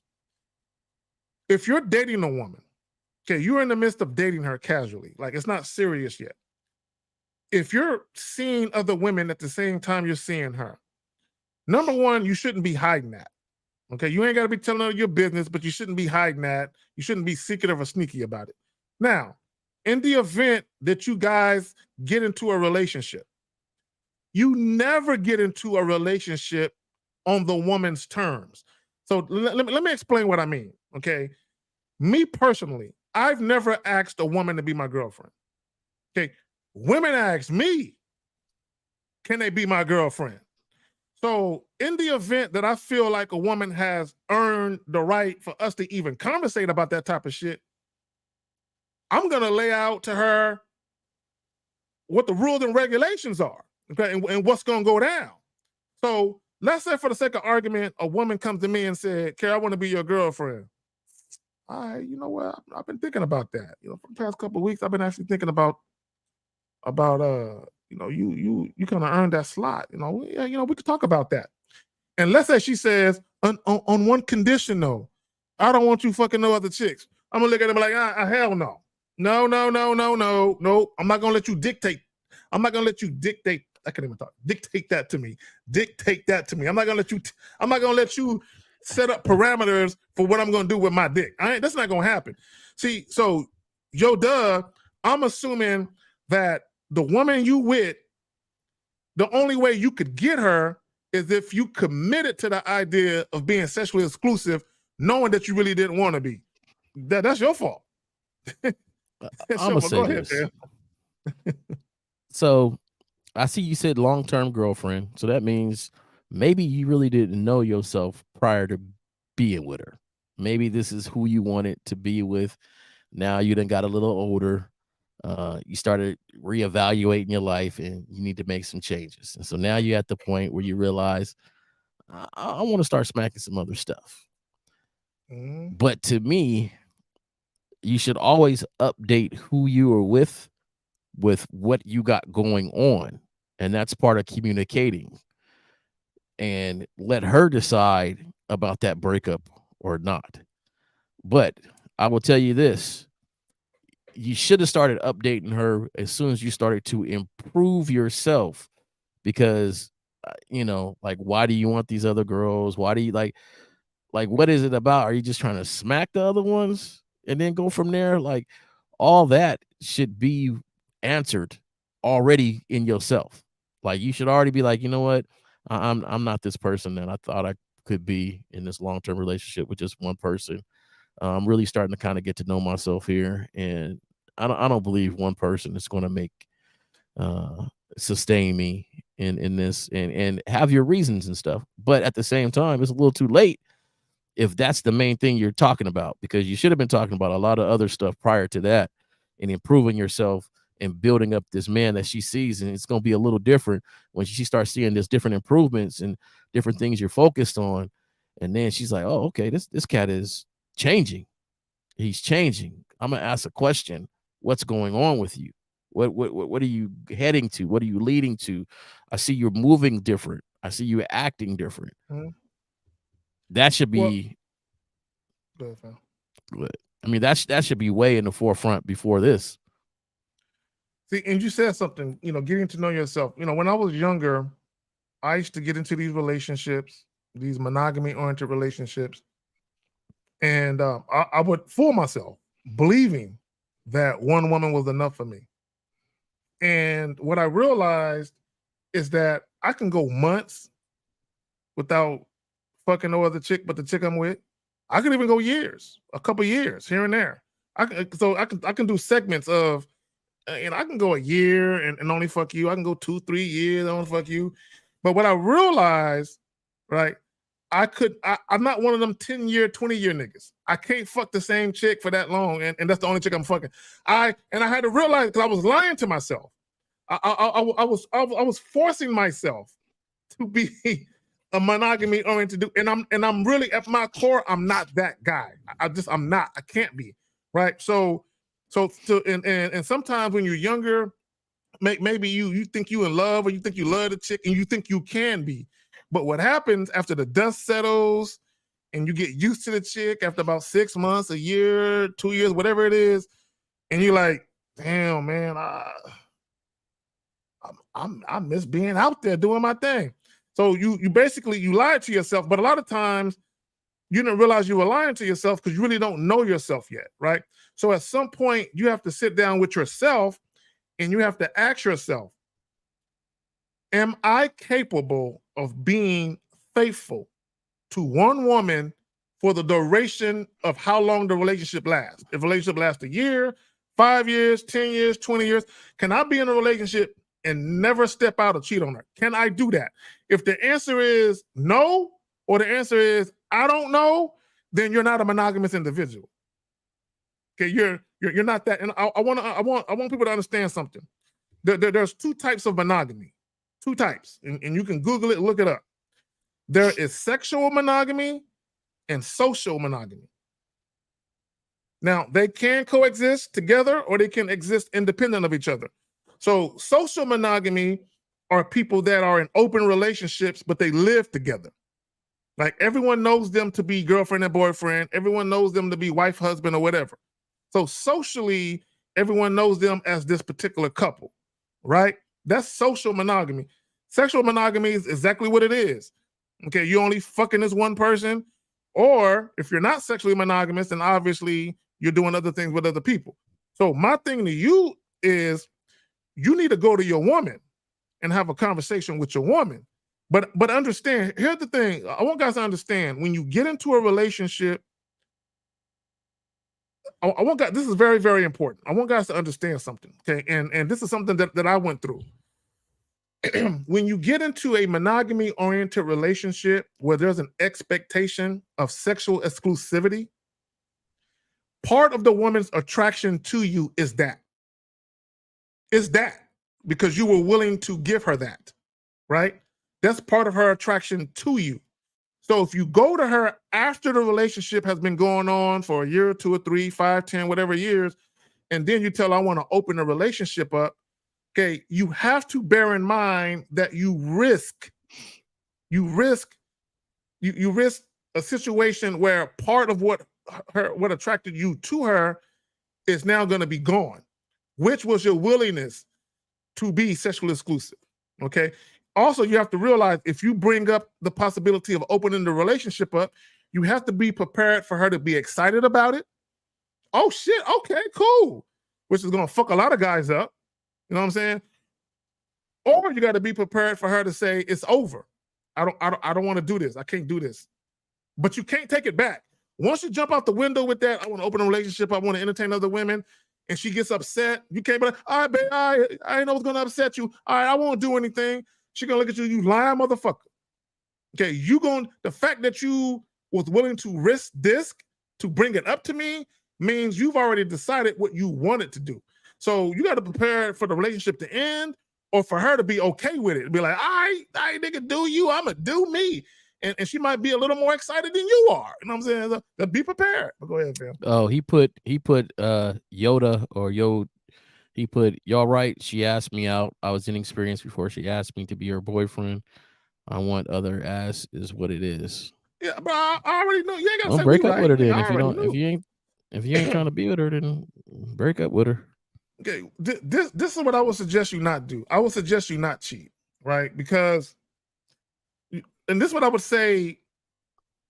Why do you want the relationship? What value is the relationship bringing to your life? Okay, other than having someone there that you can fuck on, you can go out with, you can share, stories with. What real value does this woman bring to your life outside of those things? Right? Outside, because you have to understand something. A lot of times you guys get into relationships and the same purpose that woman serves to you outside of fucking, that purpose is already being met by one of your friends. Like you can hang out with your boys. Okay, all that shit you do with outside of sex, all the things you do with that chick, hey man, let's grab a bite to eat. Hey man, let's go play some pool. You can do that with your boys. So yeah, I understand that when you have that feminine energy around you, sometimes it's a little more fun. But outside of that, what is she really bringing to your life where you can say this is intrinsic value? Like this is something that I just can't readily get. Well, I think a lot of guys, they learn it while they're in a relationship, right? So a lot of these guys get in these relationships, got into them the wrong way, right? Because it was a ultimatum, you know, or what are we? You know, you can't see me and other people too, and whatever. And they jumped into these relationships. It goes on for a while, and then they realize, nah, this ain't me. This ain't what I want to be. Like, this is not what how do I get out of this? How do I reset? And you know, you're gonna have to navigate that reset the best way you can. But the main thing is doing it with honesty. And you got to know yourself, and you got to know exactly what you want and present it from there. So This is what I would say to guys. Okay. And this is something that you're gonna have to now you can decide to be, you can go the other way with it and just cheat on your chick. I don't condone or advocate that. But if you come to the conclusion that you are the type of guy where one woman just doesn't do it for you, you just can't see yourself having sex with the same woman for years and years and years, you have to do this. You have to do one or two things. You have to either say, I'm just going to be a single dude out here, right? Or if I do get into a relationship, I'm only going to get into one where the woman understands that this is what I do, that I'm going to entertain other women. But you also have to be okay with the prospect that she might want to entertain other men. Now, can you get into a relationship with a woman where she down with you entertaining other women, but she ain't really out there trying to entertain other men? Yeah, but don't hold your breath. And yeah, think that those are rare to it's gonna be find. everywhere. Yeah, do not hold your breath to think you're gonna find that. Is it available? Okay. And notice I didn't say is it available to you. I said is it available?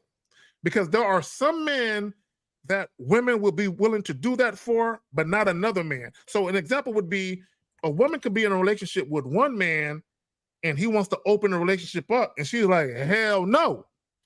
But then she's in a relationship with another man, he wants to open the relationship up, and she's like, okay, baby, all right. And she's to stay her ass at home and don't do nothing. So a lot of times it depends on the man. This is why I say don't think it's available to you. Are women out there down for that? Yes, but don't think that you that guy that's gonna happen to. Don't hold your breath. You know what I'm saying? Like, you might not live through it. So MC says, which membership program is best for beginners? I'll just say this. I mean, you got Jay Roman here. Y'all go check out his channel. What is your channel? My channel in development, you know, especially since my computer went down at one point that's in time. right. All right. So I need to put some stuff back up, but okay. You know, I'll have some stuff up. There's my email. You want to contact me, you definitely can contact me. We could discuss some stuff. But I'm a cut and dry, simple person. I don't mix a lot of words with. If you could put it in the private advice. Chat, I'll just plug it for email you. me. I mean, you can fuck with your boy Zach, the return of manhood at gmail.com. I got my bros, you know what I'm saying? Lucario, he got the bad boy membership. You got Miles with the masculine identity. You got Steve with the man mindset joint. You got 50 with, the gorilla lifestyle, not gorilla, silverback. I gotta say, well, it's a gorilla, but silverback. I gotta say it right.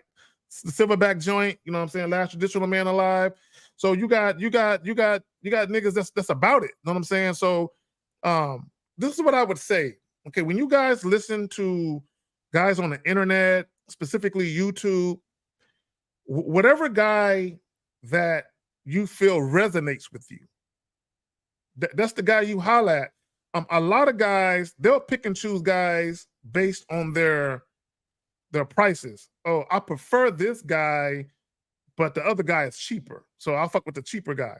Okay, you're probably gonna feel underserved if you do that. Okay, versus just fucking with the guy that resonates with you the most, and stop being so motherfucking cheap. You know what I'm saying? So, but whoever resonates with you, whoever speaks to your soul, that's the person you rock with. You know what I'm saying? That's why I named all my bros, because I'm not one of them niggas where I'm just gonna try to funnel you to me only. Okay, one of my bros might say some shit, or they might have a different temperament that just resonates with you more.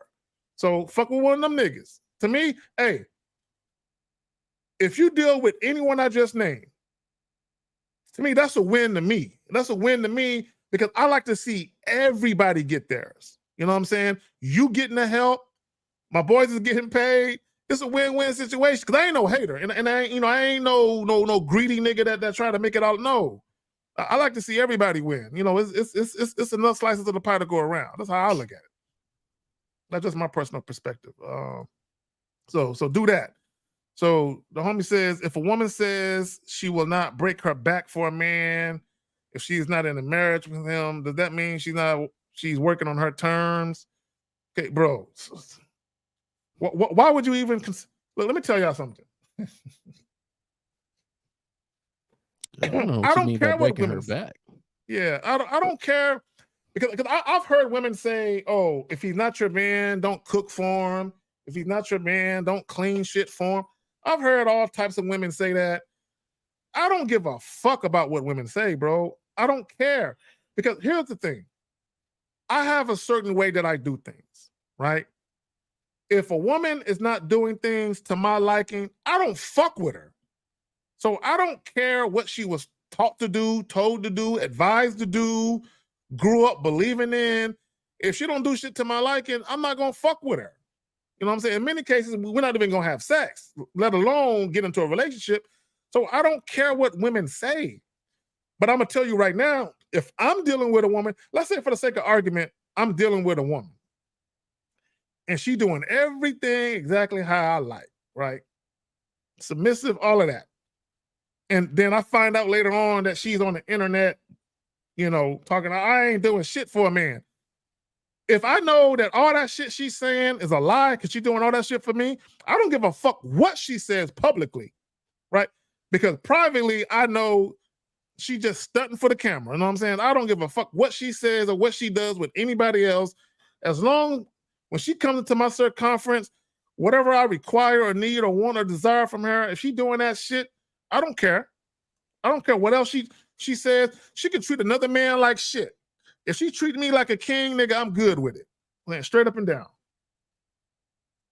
Yeah, I don't want to take a lot of convincing for you to do anything for me. Yeah. So, like, if there's too much, we use the word pushback. I don't like a lot of pushback on that. Oh no. This was supposed to be pleasant and fun. So my thing is, if I got to convince you just to make our interaction pleasant, then this ain't the interaction I want to be with. Hold on, real quick. Give me a second, J. Roman. What is break her back? These cats always using Mac and pimp terms and all sorts of stuff like break her. If she will not break her back, it's not that serious, man. It's not that. It's not that serious, man. Y'all take the fun out of stuff. Yeah, she's not living by the word of God. She's living by the word of God. If she's living by the word of God, then she's gonna be submissive to a man. Look, look, let me tell y'all something. If a woman is living by the word of God, she's gonna be submissive to her man. It's in the Bible. So if you're dealing with a woman who claims to be a Christian woman and she's living by the word of God and she's challenging, being submissive to you, then she's lying. She's not living by the word of God. She's not as Christian as she says she is. But again, fuck what women say. Look, it's gentlemen.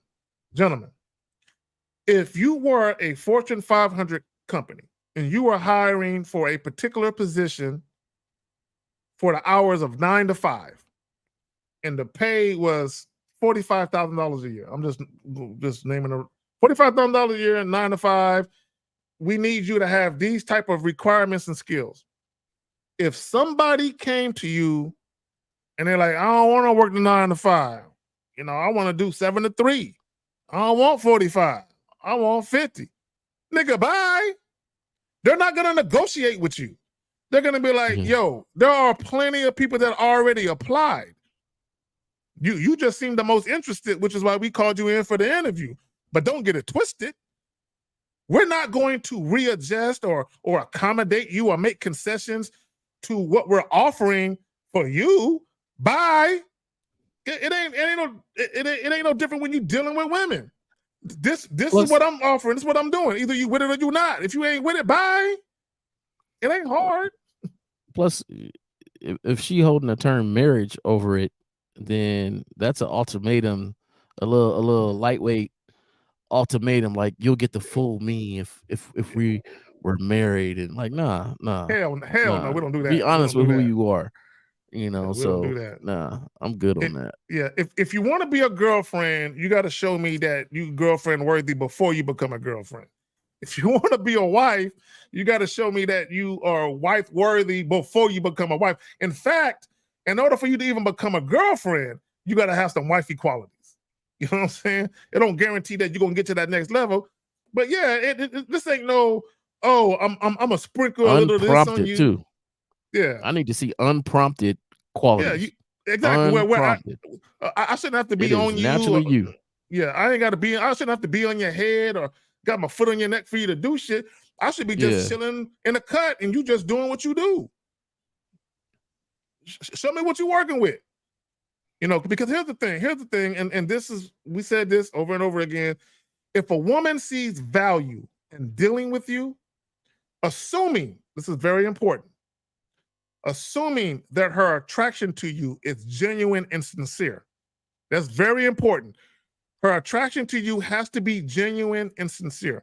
If she sees the value in fucking with you, she's going to go out of her way to bring value to you.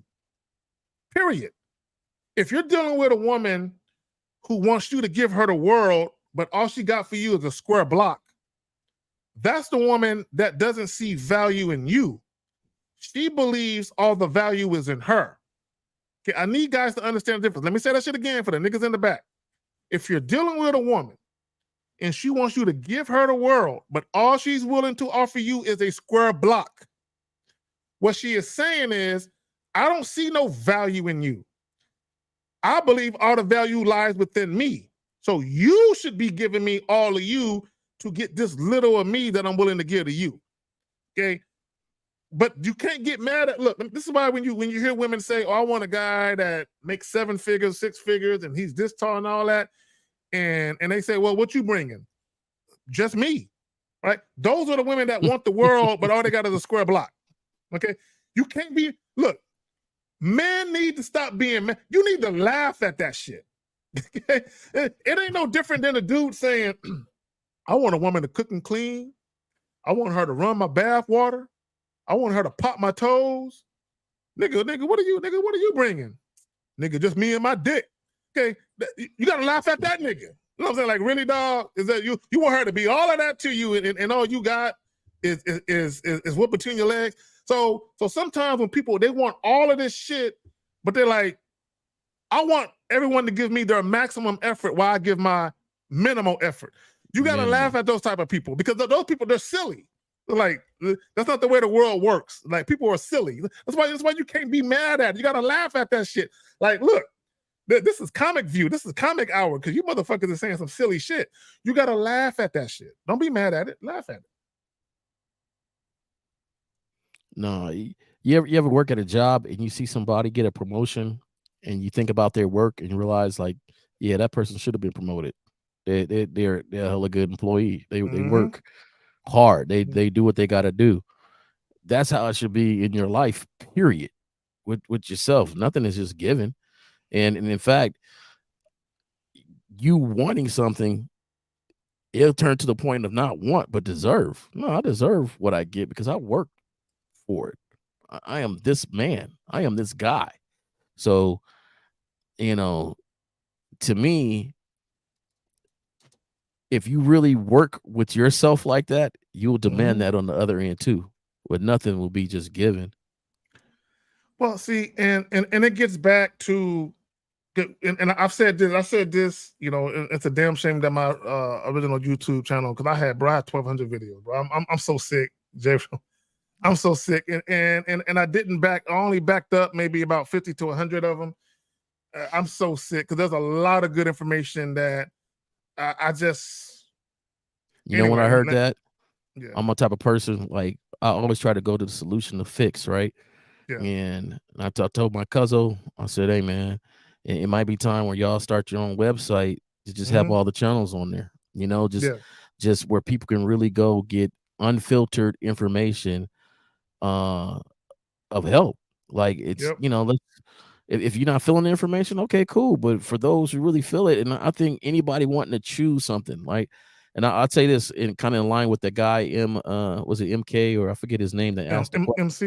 I think it was MC, like MC. when you're looking around and looking for somebody to talk with and for somebody to give you advice, Mhm. do you always go look for the person that's always blaming somebody else and tickling your ear, or do you go look for advice for somebody that's going to let you know the real and let you know what's up, no matter if it's you that is the issue and stuff you need to work on?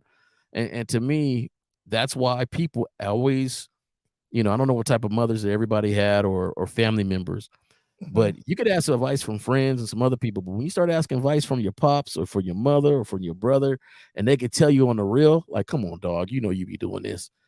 That's some true advice, some true things you can lean on and say, you know what? I can look at that. I can hear that. And I think when you're picking somebody or you're picking a program, look for people that's genuinely real, that it, no matter if it's you that needs to work or not. There you have it. Let me say this, CT.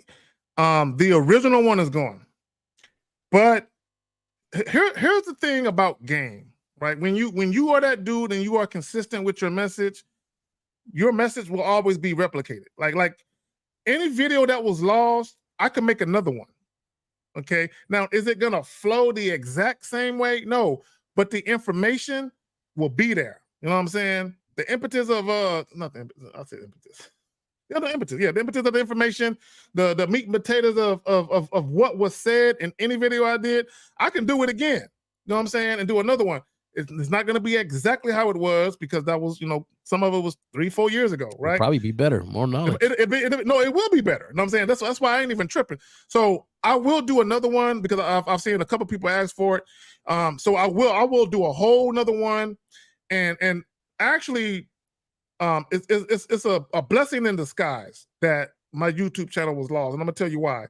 The first blessing is now I'm backing up all my videos. I'm not leaving nothing a chance. I ain't fucking with that shit no more. I put in too much work. 5 years.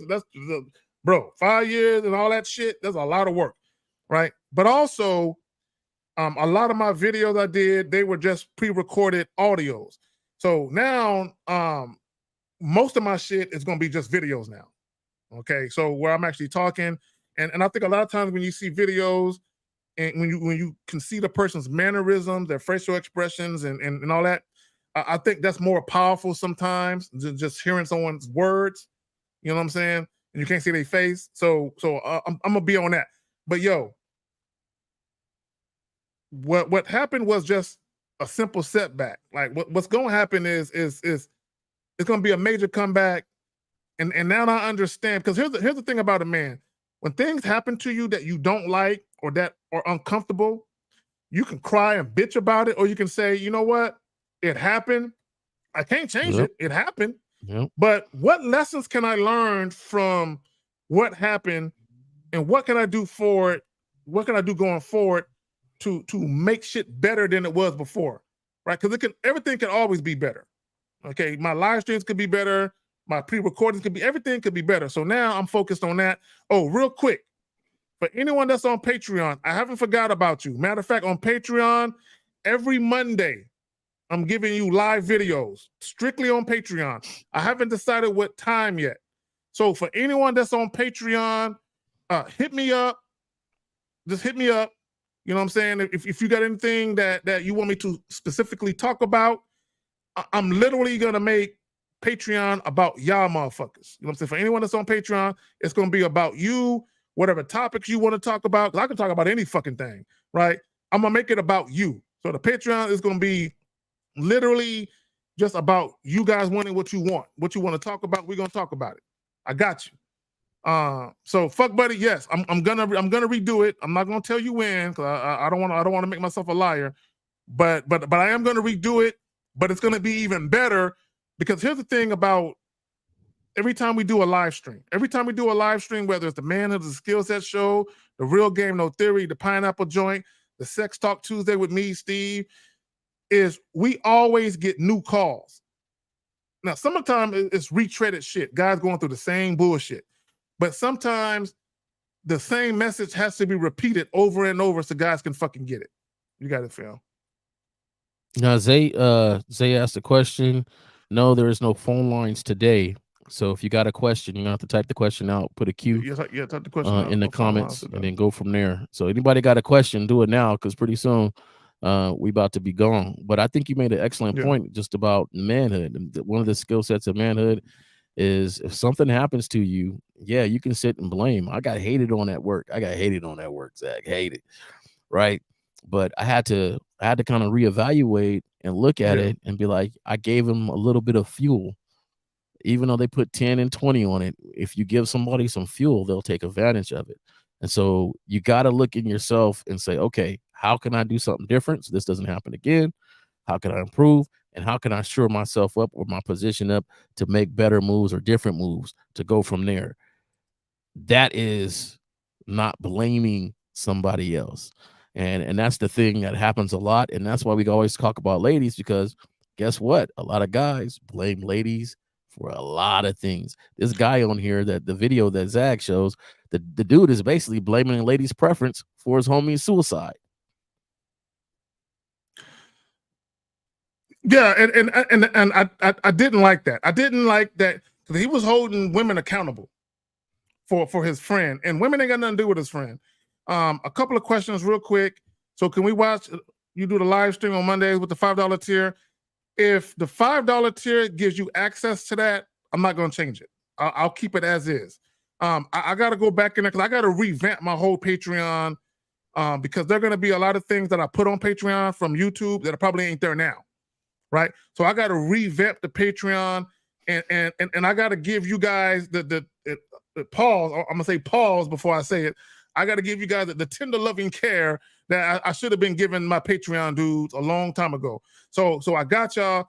So I got to Oaktown's Finest. I got to double check because all the tiers, it has different things that's available to you. I got to double check. But later on this weekend, either today or tomorrow, I'm going to send a mass message to everybody that's on Patreon. And I'm going to break down some things and I'm going to give you guys an opportunity so where, we can talk about some things. So that way, I can make sure you guys are served, right? That's one. Another question that I want to get to, he says, J-Dac, you streamed anything, link to Facebook? Yes. I already been doing that, yes.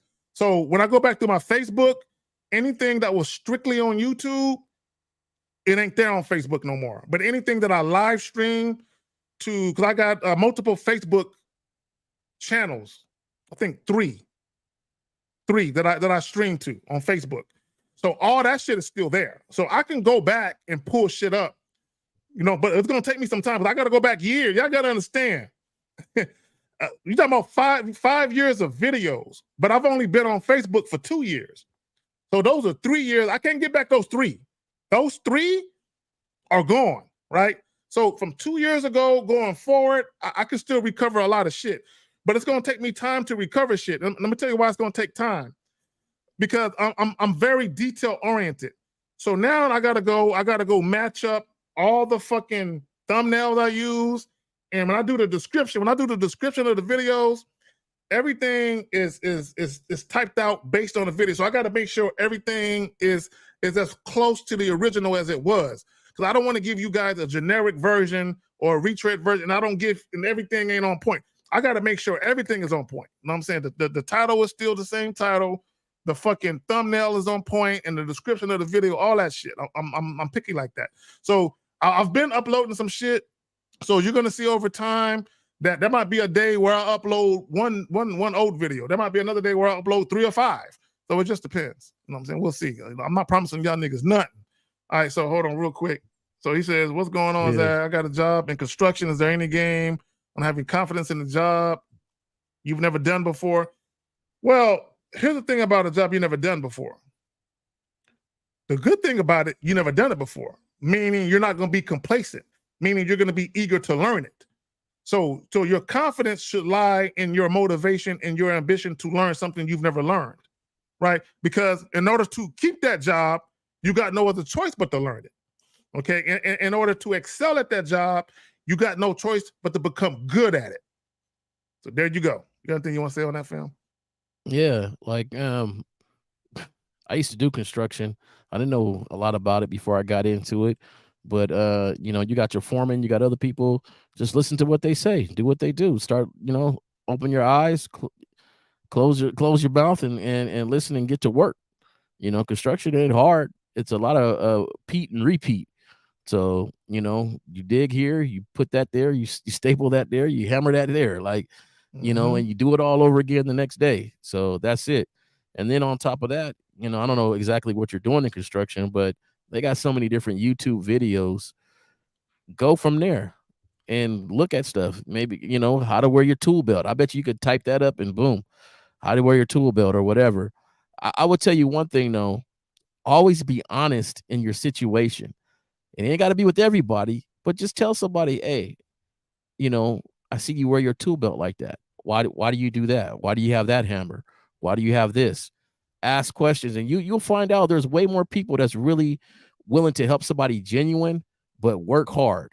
And that's my only advice for that. There you go. And also just be aware, just observe people, right? Because you can learn a lot from observing people. You can learn a lot. So observe people, ask questions, but also pay close attention to the people that actually really want to help you versus to the people that want to see you fail, right? Because there's always going to be people, haters on the job, especially if you start doing a good job and you start getting compliments from someone in a position of authority or power, you're going to have people that might feel threatened by you. So always be aware of that too. This is why you got to be careful who you go to. And also, when any new job you have, do not talk about your personal life outside the job. Just show up, do your fucking job, and go home. You know what I'm saying? That period. Just do that shit. Hold on real quick. Got some other questions. I want to get to y'all shit. MC, I don't know what race you are, so I don't like your question. That's why I'm skipping your question. So MC, you gotta I'm skipping your question because I don't know who you are. So he says, did you contact YouTube?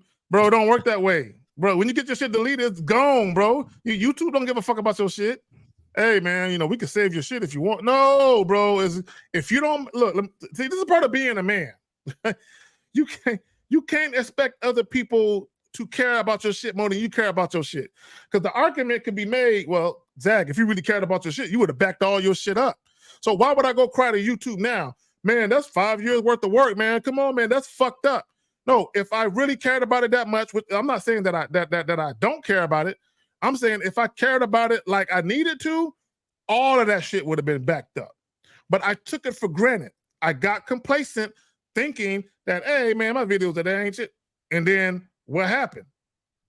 When you always thinking that everything is sweet, shit happens to you to show you everything ain't. So now I know better. So I learned a lesson. So it don't matter how old you get, how much game you got. Life has a way of teaching you a lesson. Okay, and I learned a very powerful one and a hard one. Okay, trust me, it's a very hard lesson for me to learn. He says, I care what women think so much, don't know why. All right, bro, then you need some coaching because I can't help you with that. Yeah. All right, so he says 50's cousin Roman, but if you ask a lot of questions, what if people view you as dumb, want to hurt your image in the job? Yeah, well, you're not going to ask a lot of questions. You're just going to ask key questions, and you can have discussions with people. I didn't say ask everybody, but you know, asking somebody why they do something on their belt or whatever, and they tell you what's up. You know, you'll go from there. You only one looking dumb is your own viewpoint. So to me, if you have confidence in yourself, asking the question doesn't make you look stupid or anything like that. It's just gaining some knowledge. And a lot of times people will respect you, you know, for admitting, hey, I don't know that. Tell me, inform me about it. Let's go from there. To me, people will respect you more than you're pretending, and they send you over to do a job, and then the job ain't done, but you're sitting there, and then they realize, oh, you don't know nothing. Why didn't you ask? So, you know, it's the way you ask, how you carry yourself always matters. I've always been the type of person to be honest with myself. And if I don't know something and I want to know it and I didn't observe it through observation, like I see everybody wears their belt this way, I'm gonna wear it that way. But hey, why do you guys do this? Oh, it's because of this. Oh, okay, cool. You know what I'm saying? It's nothing wrong with not knowing something.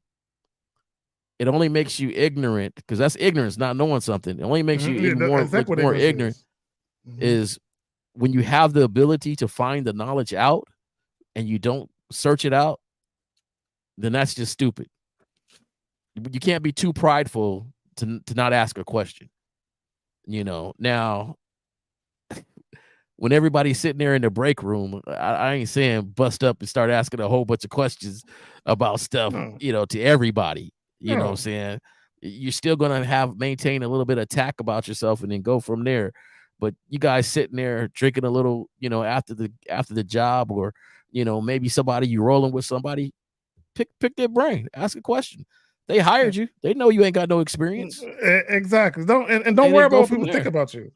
And if you're asking questions and people are acting funny, go to another person and ask the same fucking question. That's simple. Now, shout out to Walking His Ways Impact Voice Podcast. He has a YouTube channel by the same. Is it by the same name? Hold on, I got to double check. I don't think it's the same name. But y'all can click on his link. Now, I do have one video that I lost that I did on his channel. So I gotta holler at you to see if you can give me the recording of that so I can re-upload it back to my channel. So Furman, I'm gonna holler at you, man. So I do got a video that I did with him that's on his channel, because it's obviously not on mine, but it's on his channel that we did, and that was a dope joint that we did. You know what I'm saying? So I do look forward to working with the homie in the future. There's something that I saw, and no, I'm not gonna let you. You know who your name is. I'm not gonna let you promote your YouTube channel on here. I don't even know who you are. So no, you can't do that. Nope. And if anybody see anybody putting YouTube channels on here that's not related to the people I named, or Jay Roman, or anybody on the Real Game No Theory podcast, do not put their channel in here. Nope. I don't know who these people are. They ain't ever donated to a nigga, nothing. You know what I'm saying? And it's no offense to you. I don't know you, but I'm not. You can't promote it here. You know what I'm saying? Because I don't know you. I don't know what your channel is about. You know what I'm saying? It says when you putting up the payments back on YouTube. Hey, I got but hey man, hey. I've been putting in the chat the whole time. The motherfucking hey, let me tell y'all something about YouTube. Okay, let me tell you something about YouTube. YouTube keep 30% of super chats. 30%. So imagine, just hypothetically speaking, if I got super chatted $1,000, let's say in 1 month, I got super chatted $1,000 worth of money. They're keeping 300 of that. So I really would prefer that if you can, cash at me, PayPal a nigga, because I keep all of that. You know what I'm saying? That's even better. You know what I'm saying? Now eventually I might do super chats again. But it's gonna be probably a couple months before I do that. Because YouTube. Shout out to YouTube though. Hey, shout out to you. I mean, I'm on a platform. I yeah, I call myself, bro. Shout out to YouTube. Hey, for anybody watching YouTube, I love y'all. You know, I understand that it's a paid platform, it's public, but they got to get their money. Wink, wink, wink, motherfuckers. Anyway, man. So I think that's it with the questions. Hold on, real quick. Okay, so let me look. Why at this person even asking this question? About this one right here? No. Or with another question. If one was in an open relationship with a woman, how would you guys go about them going vacation dates with you ain't in an open relationship with your woman then? Okay, what do you ask that at? Uptown Wave. Uptown Wave. I got to go back. What time? I didn't see that one. Uptown Wave. Oh, right. I was asked that one first. How would you guys go on a vacation date with the side dude? You know what? This is what kills me. Dudes be asking questions that don't even pertain to their life. It don't even pertain to their life. Number one, okay, here's the thing. Guys. I'm going to say this, and I need you to understand this. As the man, you are the architect of your life, which includes your relationships. You are the architect, right? You are the draft. If you think about architecture, right? A drafter is the person who drafts what the building's gonna look like. They do what the rooms, the square footage. Then you have the architecture. You have the guy. A drafter is more like an apprentice type. So you are the architecture of your life. You build every single aspect of your life within your control, including the type of women you deal with and to what extent you deal with them. You construct that for yourself. So if you want a certain type of relationship, you construct that. You tell the woman what it is you're trying to do. So if you are in an open relationship, you sit down with your woman and then you proceed to set boundaries for how things are going to be. You set boundaries for that. Just because you are in an open relationship doesn't mean it's a free-for-all. Right? You can have an open relationship and you can say one of the rules is no spending the night. Now, if your woman is out of town on business and invite that nigga along, what you gonna do? You know what I'm saying? Now, but spend the night, I'm really talking about like dates. Like, hey, I'm going out tonight with the other dude I'm dating. Okay, the rule is no spend the night. Have your ass home by a certain time. Okay, even in monogamy-oriented relationships, if you are sexually exclusive, can your woman stay out to 5 o'clock in the morning with her homegirls? No. In most cases, most guys ain't gonna go for that. So even with that, you set the parameters and the boundaries within your relationship. Now the woman has to agree to it. Okay, you can't make her agree to it. So if you're dealing with a woman who don't agree to your boundaries, then maybe you need to leave that woman alone. It's really that simple. Gentlemen, you cannot make women do a damn thing. All you can do is sit down with a woman, set the parameters and the boundaries for whatever type of relationship you want, and either the woman gonna be cool with it or not. If she ain't cool with it, you leave her where she stands, and then when you meet another woman, you make sure out the gates you know what it is, and eventually, you're gonna come upon a woman that's down for what you down for, as long as you're reasonable, though. You can't be unrealistic. You gotta feel. Yeah, I agree with you totally. But it don't seem like you're really in that much of an open relationship if that's the point that really messed you up, that you went on vacation with a side dude. Yeah, I wouldn't. I'm not with that. You can't do that's there's limitations to what I would be willing to do. You know what I'm saying? Assuming, hey man, some cats are just not really honest with themselves about really what's going on. I know this modern time and days, and some cats want to go smack without having a woman to go smack. Yeah. Honest, but they open it up because hey, that's the thing now, and they got to open it up. Okay, we're gonna draw the line of vacation or intimacy time and different things like that. Like, be honest with yourself. Do you really want an open relationship? If she can't go on vacation with some dude she's been smacking with, just like you know very well if you had an open relationship, you were smacking with some girl and she goes, hey, I'm going to wherever. You want to come join me? Yeah, I do. Oh, no, I can't. In this open relationship, I can't go on vacation with you. It's like, it don't really seem all that open. So this is what I would say to that. I think you have to ask yourself, are you guys in an open relationship, but you live separate? I think that's completely different from you living together.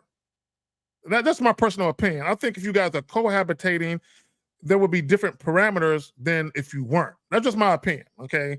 That's just how I feel about that. So, I don't know, So, but again, you set it up how you like. The problem with a lot of you dudes, you don't want to upset the woman. You feel like if I tell her how I feel about this is going to irritate her or upset her, and then I might not get to have her like I want her.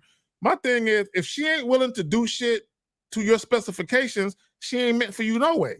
That's how I look at it. You know what I'm saying? There's nothing wrong with having deal breakers.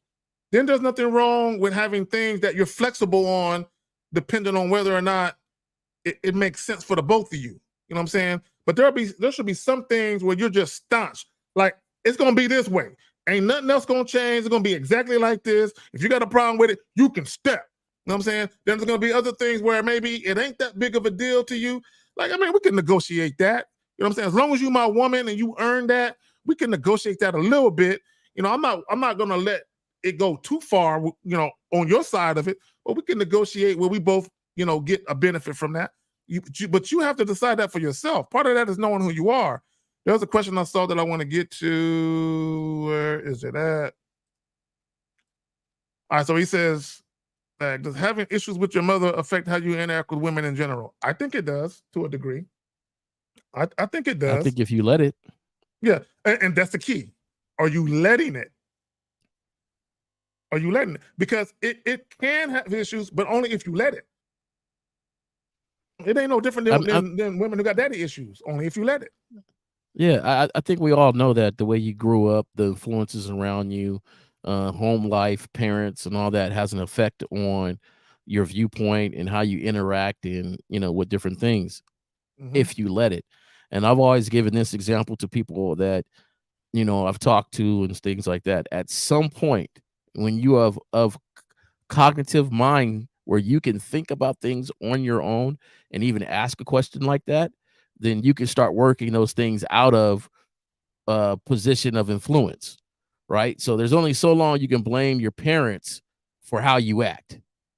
If you can say, I act this way because of my parents, then at that moment you say that, that means you are aware of how you're acting, aware of the influence, and you're aware that you need to change or should be changing it. So at some point, when you reach a certain age and you start to think and say, you know what, I kind of do this because, you know, the way my mom used to, well, then you can change it from there. So only if you let it and let it continue. Okay, there you have it. Damn, I lost the fucking comments. Okay, hold on real quick. Some of the comments I started, I can't see them anymore. So y'all got to bear with me. I don't know where the fuck they went to. Is it the employment one? Hold on real quick. Let me go back up. We're about to end this. Let me just get them one by one and grab them because I just want to know how you have an open relationship without putting no standards or rules on it prior to. That's what I'm saying. Like, Yeah, what type of conversation did you have? Yeah, where you like, hey, I want to open this. Okay, cool. Me too. Yeah, Okay, cool. Like it ain't no nobody free came for- back and said, hey, we Yeah. ain't gonna, you know, don't be bringing them back to the house. Don't bring them. You gotta talk You about know, that shit. you know, like, Yeah, you got to talk about and make sure that like if she's supposed to be cooking dinner at 5 o'clock and she's like, but I got a date today at 5. Like, hey, why you scheduling dates around the time you cook? yeah, Hold on, yeah, like what's nothing going was on with talked you? about. Yeah, you got to talk. Yeah. You got to set parameters and guidelines and all of that. And if the person ain't with it, then open relationship, it just can't happen. It kind of makes me think you weren't leading the ship on that. Yeah, pretty much. Yeah, I feel you on that. Okay, so all right. So he says, first group wants to get to sex as fast and easy as possible, like L. Second loves the challenge and enjoy the process, more like the result. Well, I mean, there's more than one way to skin a cat, right? There's more than one way to skin a cat. It doesn't mean no way is wrong or right. Okay, here's the thing that I would say about dating when it comes to guys having different ways that they go about doing things. If you are happy and happy-go-lucky with the way things are going for you, don't let no one tell you that what you're doing is wrong. If you like what you're doing, you ain't got no complaints about it, do what you do. My only issue is when guys got complaints about how their dating life is going. And then when you try to give them advice, oh, I don't know about all that. Well, then nigga, if what I'm saying to you doesn't appeal to you, then keep doing what you're doing or go talk to somebody else. But complaining about your lot in life or complaining about what's going on, and when someone comes at you from a practical or a pragmatic standpoint and you just shooting that shit down, a lot of times what happens is a lot of guys, they want guarantees. They want overnight things. They want shit to happen overnight, like now. And it don't work that way in most cases. See, some guys, they just need a little push. Like they don't have no problem getting women to fuck with them. They're just not having the frequency of success that they want, but they're having a moderate, you know, a moderate amount of success. So they just need a push in the right direction. You got other guys, they need from the ground up help. Like they need everything they was doing, they need to tear all that shit up and throw it to the side and then just be built from the ground up. But a lot of guys don't have the patience, the discipline, or even the belief that they can rebuild how they interact with women from the ground up. Sometimes you got to rebuild it from the ground up because your mindset is too fucked up. I ain't naming no names. I see you in the chat. Want me to promote your channel? I'm talking about you. Let me stop. Let me stop. For me, right, both can be true. I love the saying, Yeah. like both is true, but along the line of this, I could see how love the challenge and enjoy the process more than the result. My bad. I didn't mean to do that. That's always intriguing because I've gone to the point where, you know, I don't know about you, Zach. Sometimes I like to say crazy stuff just to see if I can land that plane, or put myself in a position just to see if I can get out of it differently. You know what? Let me see if I'm about to say something dumb right here and see how much. You know why? Because you don't care what happens. Man, I don't care if I hit it or don't hit it. I don't give up. I'm chilling. I'm just having fun with this chick. Like, bro, I've dealt with so many chicks where I was attracted to them. Like, I mean, you know, if we end up fucking, cool. But if we never fuck, cool. Like, one way or the other, I don't care which. So those are the times I'll play with it. Like, you know what? Yeah. I feel like saying some off the wall shit to this chick. You know what I'm saying? I'm just gonna just say some dumb shit. Yeah, just to say it.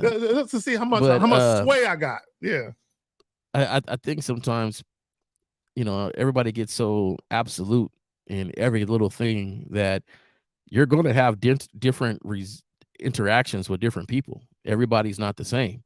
So, and every female is not the same, and you're going to have to judge those waters when you're interacting with somebody. I think the main point of what you call the first group on there is that you don't want to waste your time. Yeah. Me enjoying the long process is not wasting my time. I'm enjoying that. But if you're at a point where something that you want to happen, you know, right away, or you're trying to move things, and don't waste your time then. And fast and easy might be what I'm after right now. So, you know. Yeah, it depends on what you want, because you might be the type of guy where you got 4 or 5 chicks in rotation, and you got this one chick who is making it a challenge, but not making it a challenge like it's an issue, but she might be playful with it. You might be like, you know what? I got time today. You know, I got time for the play. I'll go back and forth with her a little because I got time. I ain't really sweating her. You know, I just got done smashing a chick this morning. I'm gonna smash another one later on the night. So, man, you know, I got a few minutes to fuck with her and toy with her a little bit. And you, like you said earlier, I'm just gonna say some wild shit. I really don't even give a fuck. But I think there's a distinction between whether or not you give a fuck or not, though. I think because if you don't care, like, man, if I hit it, I hit it. If I don't, I don't. But I think Jay Roman, most guys, they do care if they hit it. They're heavily invested in whether or not they hit it or not. So let me just say this. So he says, I'm thinking about moving to Texas. Ohio. Is it really as cheap? Yes, Texas is one of the cheaper states. Now, this is what I would tell you. Yeah. This is what I would say to you, though. The cheaper parts of Texas is in the south. So the further south you go. So if you're in an Austin area, it's not as cheap as San Antonio. If you're in a Houston area, it's not as cheap as San Antonio. Dallas, it's not as cheap as San Antonio. Now, the further south you go, the cheaper it is. And there's a reason for that. Okay, all I got to tell you is demographics. When you're in the state of Texas, the further south you go, what are you getting closer to? The demographics change. So the type of jobs that are available, the price of the homes, all that shit, the pay, all that shit changes the further south you go. So it's cheap. Like, I'll give you an example.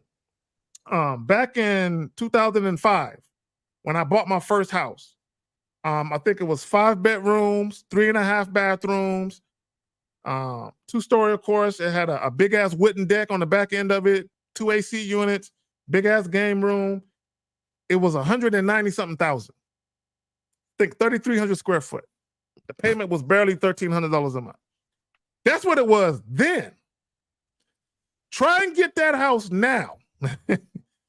It's going to be what, maybe 550, 600,000, but it was 190,000 17 years ago. You know what I'm saying? So try being in California. Yeah. See, so in California, like you can get a mini mansion in Texas for 500,000.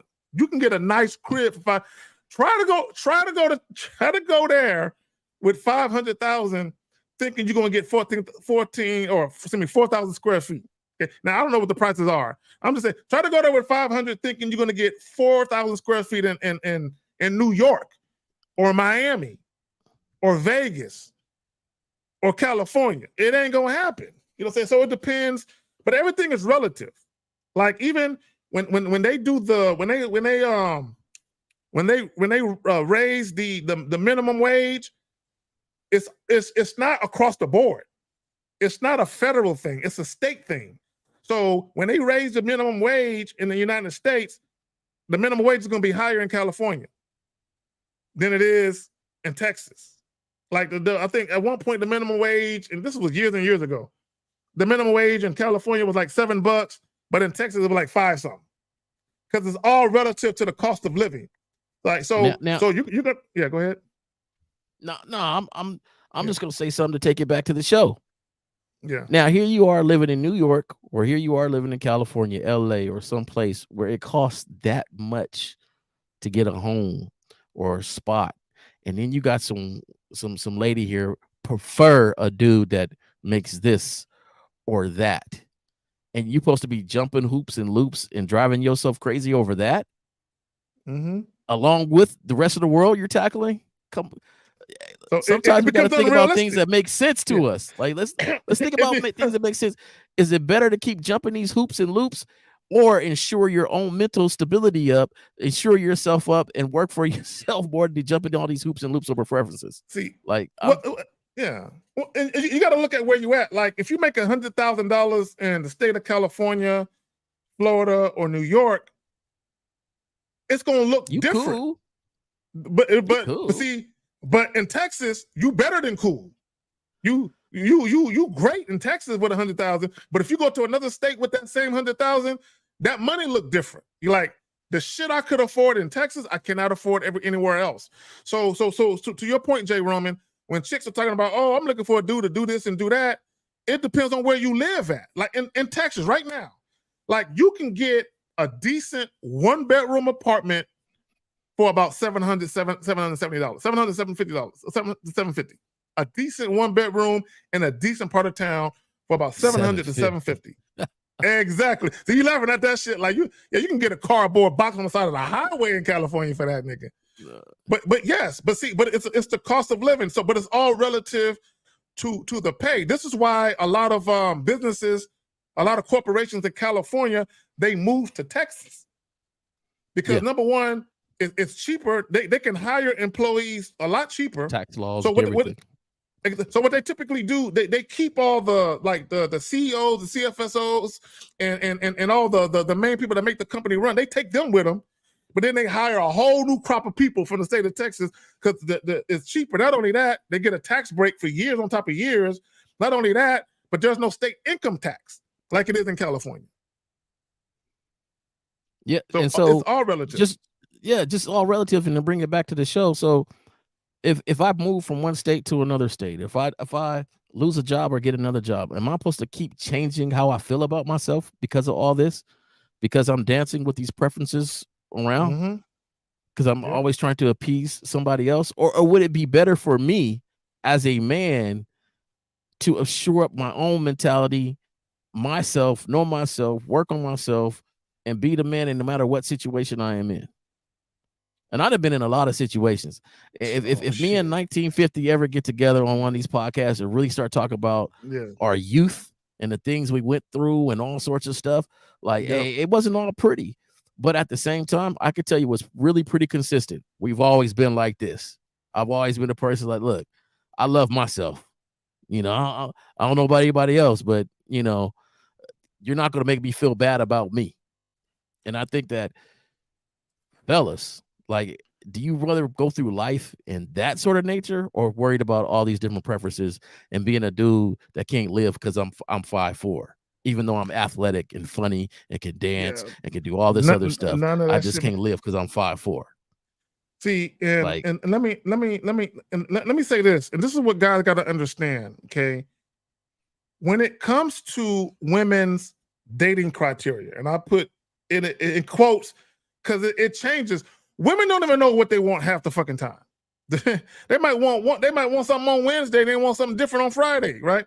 But when it comes to a woman's dating preferences, number one, who they're willing to have sex with oftentimes isn't the same guy they would be willing to get into a relationship with, right? Because the criteria changes. Normally, there's a lot more substance you have to get into a relationship with a woman, especially a quality woman, a woman who got some sense.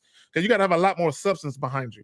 So, but here's the thing: when the guy was saying, "Oh, he's super attractive," "Oh, he's a good dancer," all this goofy shit he was saying, he failed to take this one very important factor into account. And the average guy does. This is why I say a lot of guys have a remedial understanding of attraction.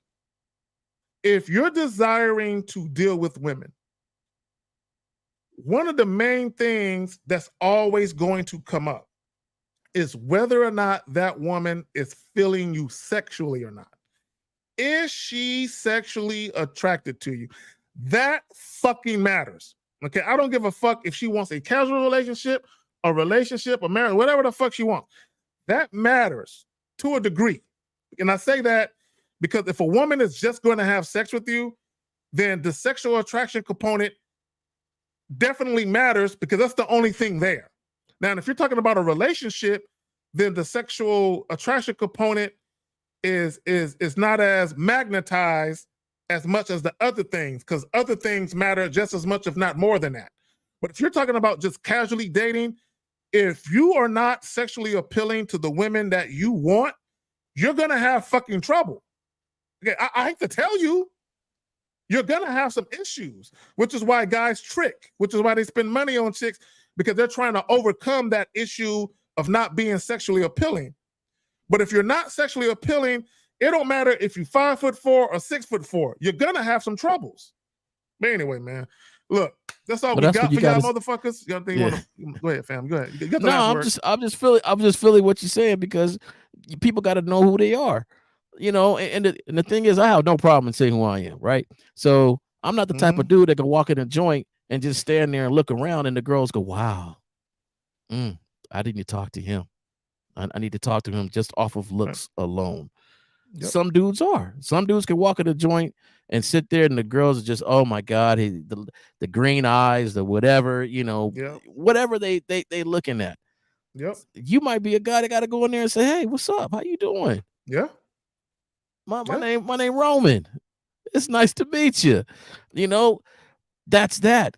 The thing is, there's no cookie cutter thing, but there is one thing that is solid: how you view yourself, the confidence you give off, how you move in this world, and that has nothing to do with her preference. No. Why would you even care about a woman's preference? Because your attitude should be like, yeah, she says she want to do that's 6 foot plus. He makes $500,000 a year. He got 3 cars. I don't got none of that, but I bet you I'm still gonna fuck her though. You gotta have that type of mindset. Like when she meet me, none of that shit is gonna matter. You have to have that type of thought process. You have to have that type of thought process. Yeah, I don't meet none of that criteria, but those guys that do, they ain't me though. They don't got my mouthpiece. They ain't got my swag. They ain't got my charm. They can't talk the draws off a chick like I can though. Okay, you have to have that belief in yourself. Like it don't matter what her preference is. Now, it might be a situation where she's willing to have sex with you, but she would never get into a relationship with you because you don't match those qualities. So what? Go ahead and hit it, run through it a couple times, and be out. Yeah, I got you, J. Roman. I got you. I see it. Yeah, I just put the signal thing on there now. Yeah, it's all good. So, okay, hold on real quick. All right, so real quick, for those of you who inquired, J. Roman's PayPal is there and his email is there. If you want to holler at him, if you feel like the brother got some worthwhile advice and you want to get some more of that, you want to holler at the homie on the back end, again, his Gmail account is there and also his PayPal joint is there.